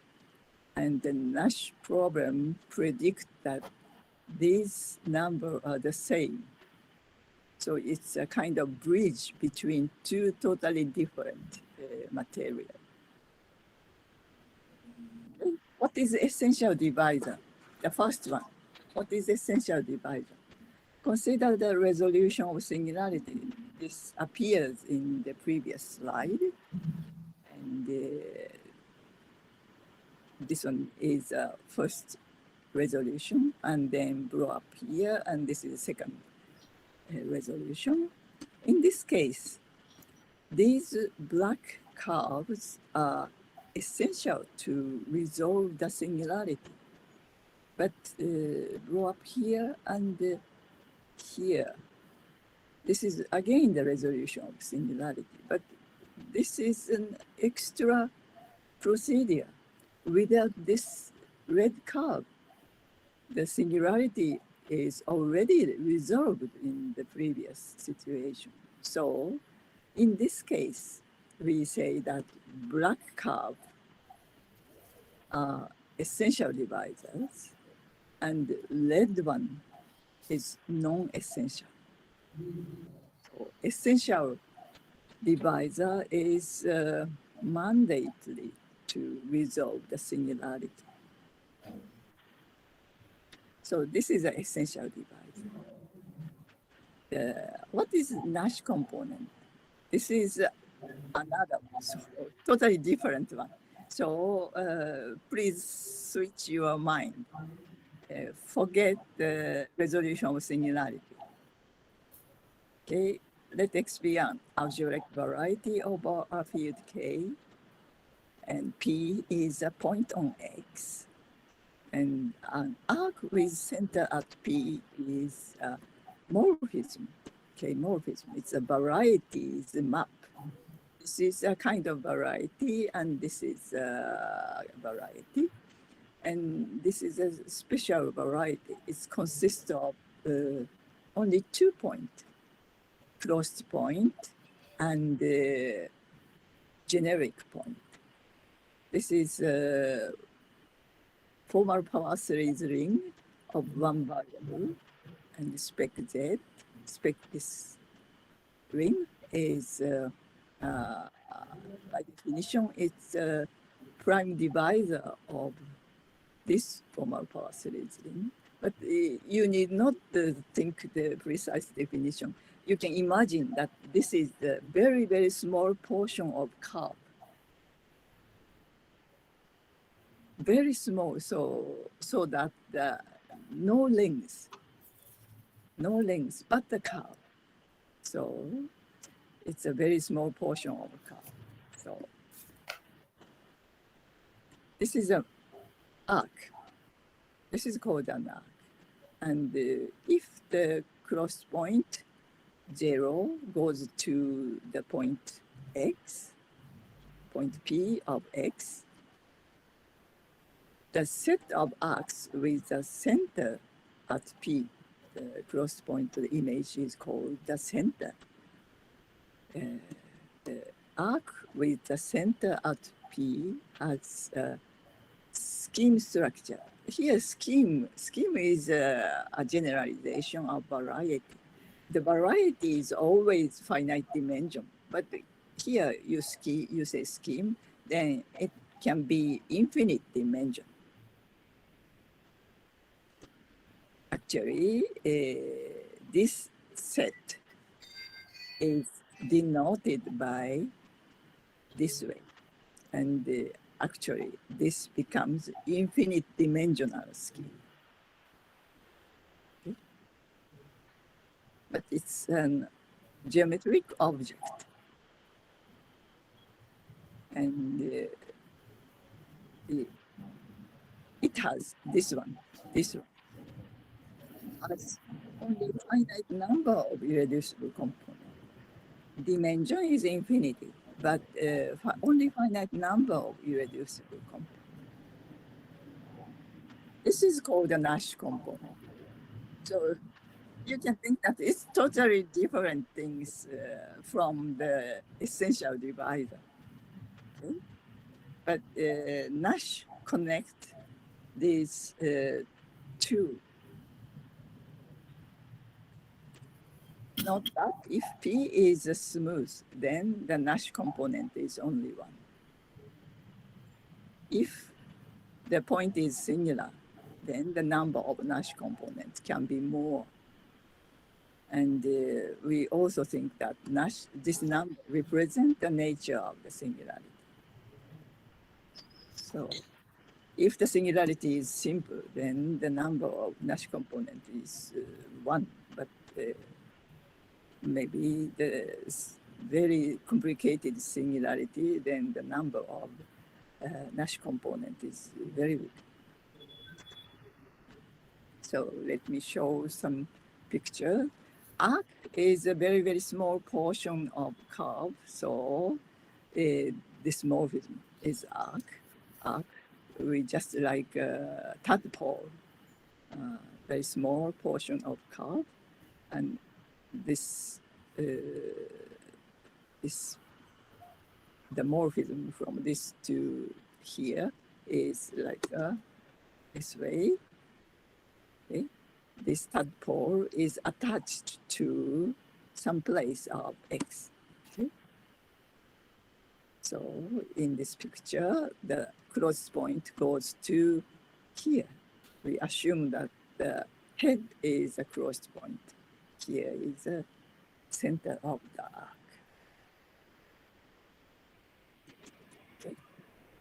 Okay. Each Nash component corresponds to a family of arc. As I told you, the Nash component is the subset of arcs, okay, whose center is at the point.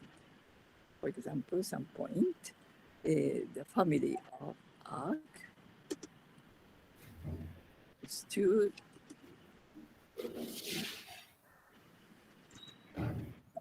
yeah, here is the center. I'm sorry, this chubby picture, center should be 1 point. This is widely ranged, but it should be 1 point get together at the 1 point.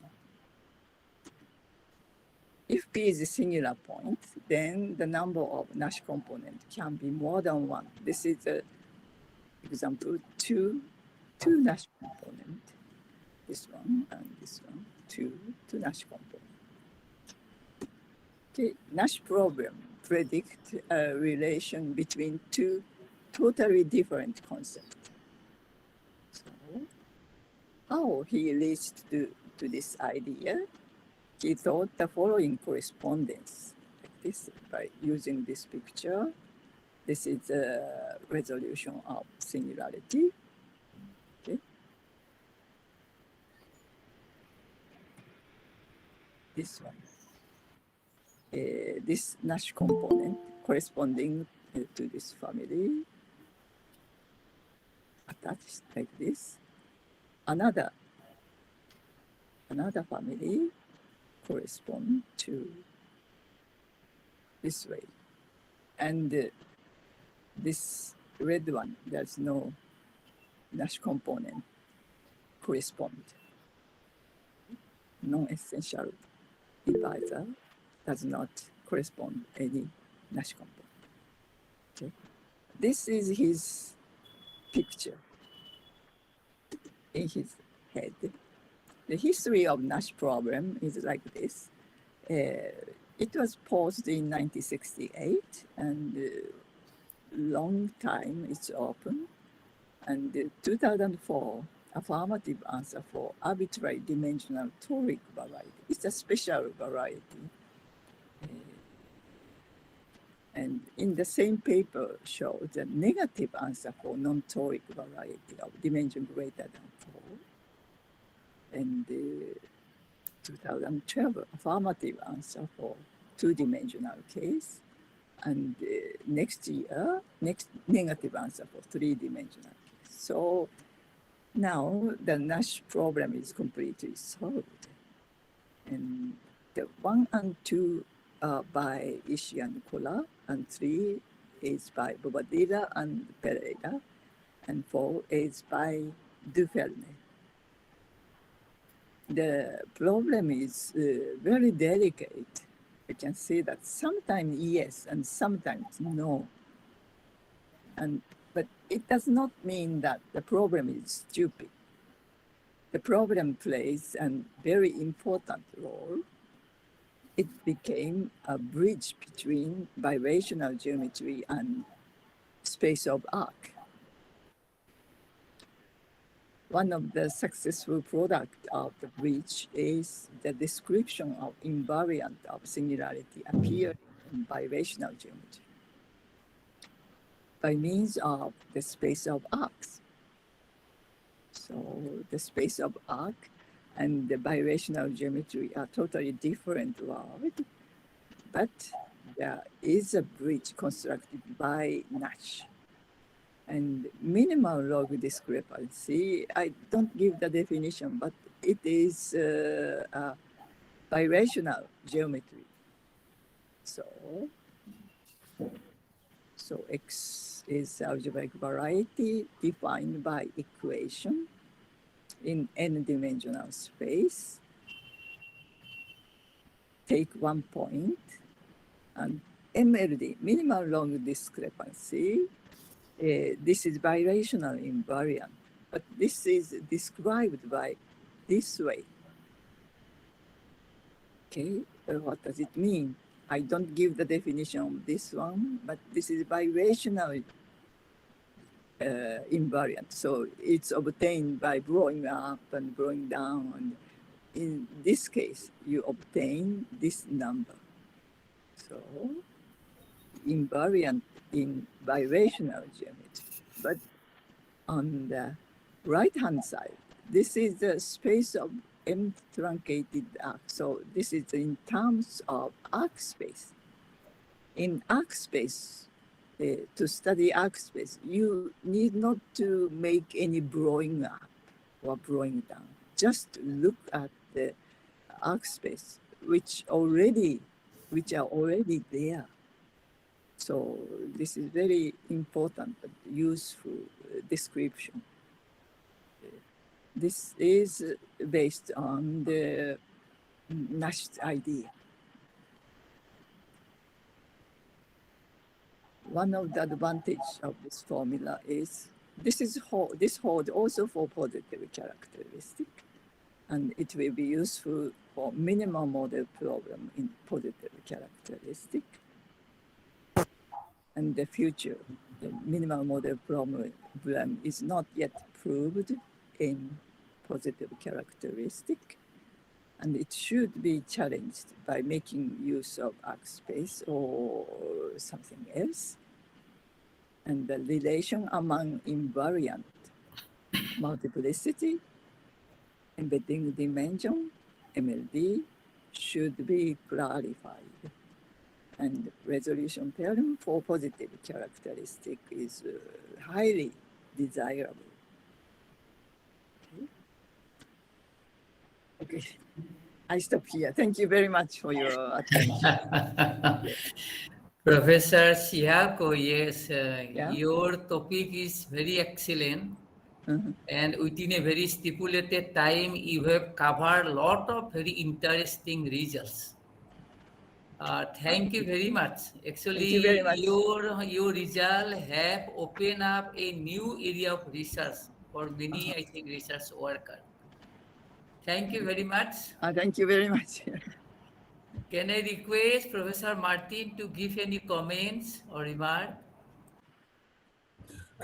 Just comments. I mean, this Professor Shihoko talk was very nice, and I like it. It's a very thank you very much. interesting talk. And to me, I'm not an expert in this subject, so I'm not good enough to ask any questions, but it gave a big insight into this area of mathematics. Thank you. Thank you very much. Hello, Professor Stefano. Would you please give some comment and remark? Professor Stefano. Yes. I was looking. For me, is an area that I don't know, so it was interesting to see some explanation of the concept explained in a simple way. So thank you. I'm sorry that my picture is very shabby. Can I request a participant to raise any question? Our speaker will be happy to interact with you. Any questions, anything? Some chat. And there are a lot of appreciations for your talk, Professor Shihoko. And you have said in your result that many results are through only the field of characteristic zero. Yeah. And what are the technical problems if the characteristic is not zero? Yeah. It's a good question. It's a good question. Okay. The one question, one problem is that if 1 plus 1 plus 1, p times 1 is 0 in the characteristic p. Wow. So that causes a problem. Sometimes we need to divide something by the number p, but you cannot divide it. Right. Okay. Yeah. So the one example is that the Zillenhausen transformation. Yes. You cannot do the Zillenhausen transformation. So Zillenhausen transformation is to simplify the polynomial into the simpler form. But if the characteristic is positive, you cannot do that. That's okay. That's right. And we are enjoying very much your connection with ARC and TED-pool. Lot of nice result of the TED-pool. And your last results in 2013, and you have proved a negative answer. I Oh, think yes, yes, yes. that is a very quite interesting and challenging, I think, answer to that. Yeah, yeah, yeah, yeah. Anyway, I think our time is over. And so I request the participant, if there is any question, to communicate with the speaker through the email. The email may be available. I can provide also. And we, the mathematics department, Assam Don Bosco University, is really very much grateful to all the speakers for their outstanding presentations. And I do not know is our honorable registrar or any director of schools are available. And if they are available, is there any concluding remarks from our any director or registrar or any official?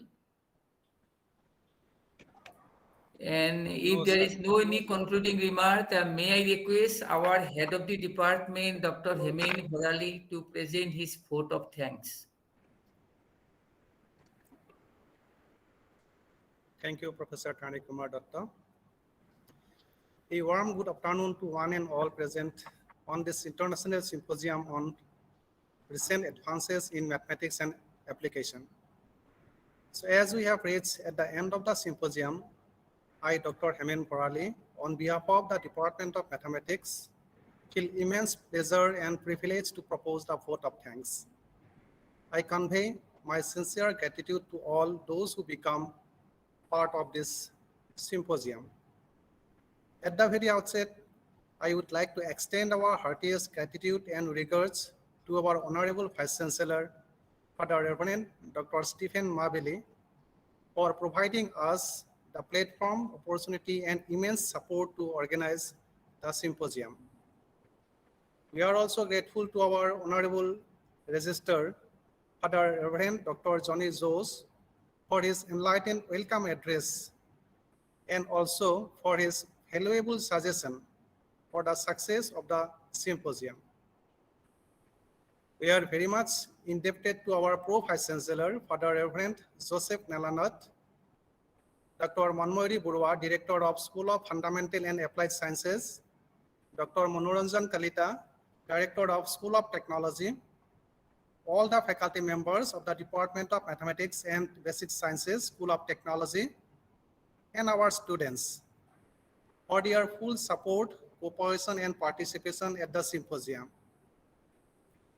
I would also like to express our heartiest thanks and gratitude to the four eminent mathematicians, Professor Xiaoying Han from Auburn University, USA, for giving a valuable and detailed talk on several systems of lattice differential equations arising from modeling artificial neural networks and describing its mathematical importance.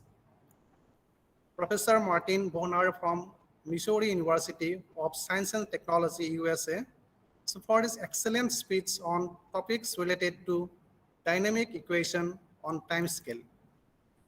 Professor Stefano Galatolo from University of Pisa, Italy, for his enlightening talk on dynamical systems and computer-aided estimates to determine the existence of noise-induced order in the model of chaotic chemical reaction.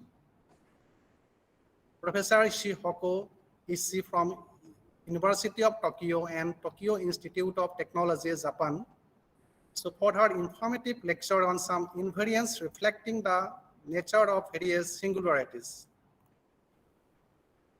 It is our privilege to be able to witness the knowledgeable presentation on recently developed interesting topics on mathematical science. So these outstanding lectures will definitely benefit for all the participants, particularly the research scholar. We are really indebted to all the speakers and looking forward to receive help and cooperation in near future. Participants are the backbone of our academic programs, and your presence and cooperation have significantly enhanced the dignity of our symposium. We are truly grateful to all the participants and are expecting your cooperation in future too.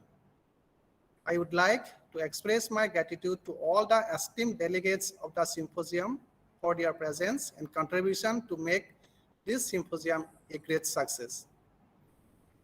So we are also grateful to Mr. Manoj Das, Sudeep and his technical team, and James, the OSD of Vice Chancellor, for their extensive help and cooperation for the success of the symposium. So once again, thank you to all. So with this, I conclude my vote of thanks. Thanks, Dr. Varali.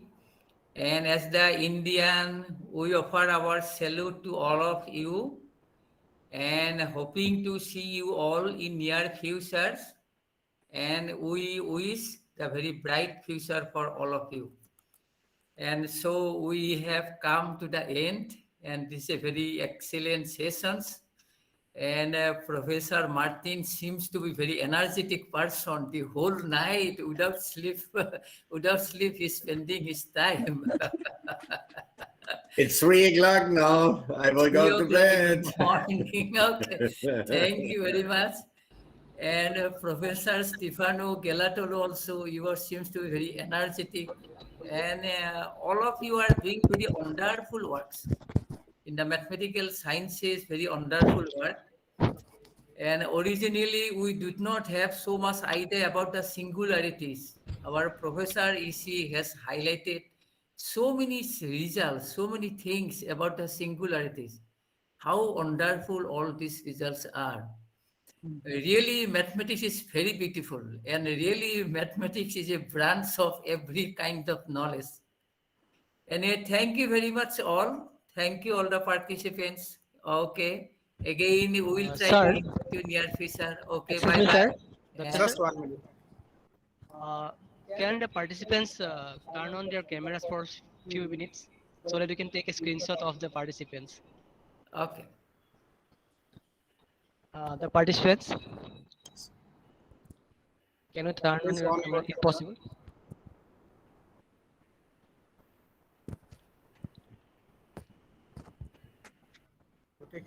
Yeah, we cannot get all of them. There's 71 others, it says. Is it possible? Possible, please turn on your camera. Sanjoy, you said to turn on the camera. Yes, sir.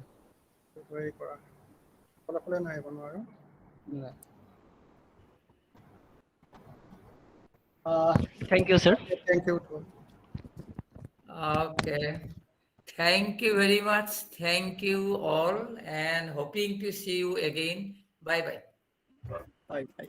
Bye bye. Goodbye. Bye, sir. Bye bye. Bye bye. Thank you so much, sir.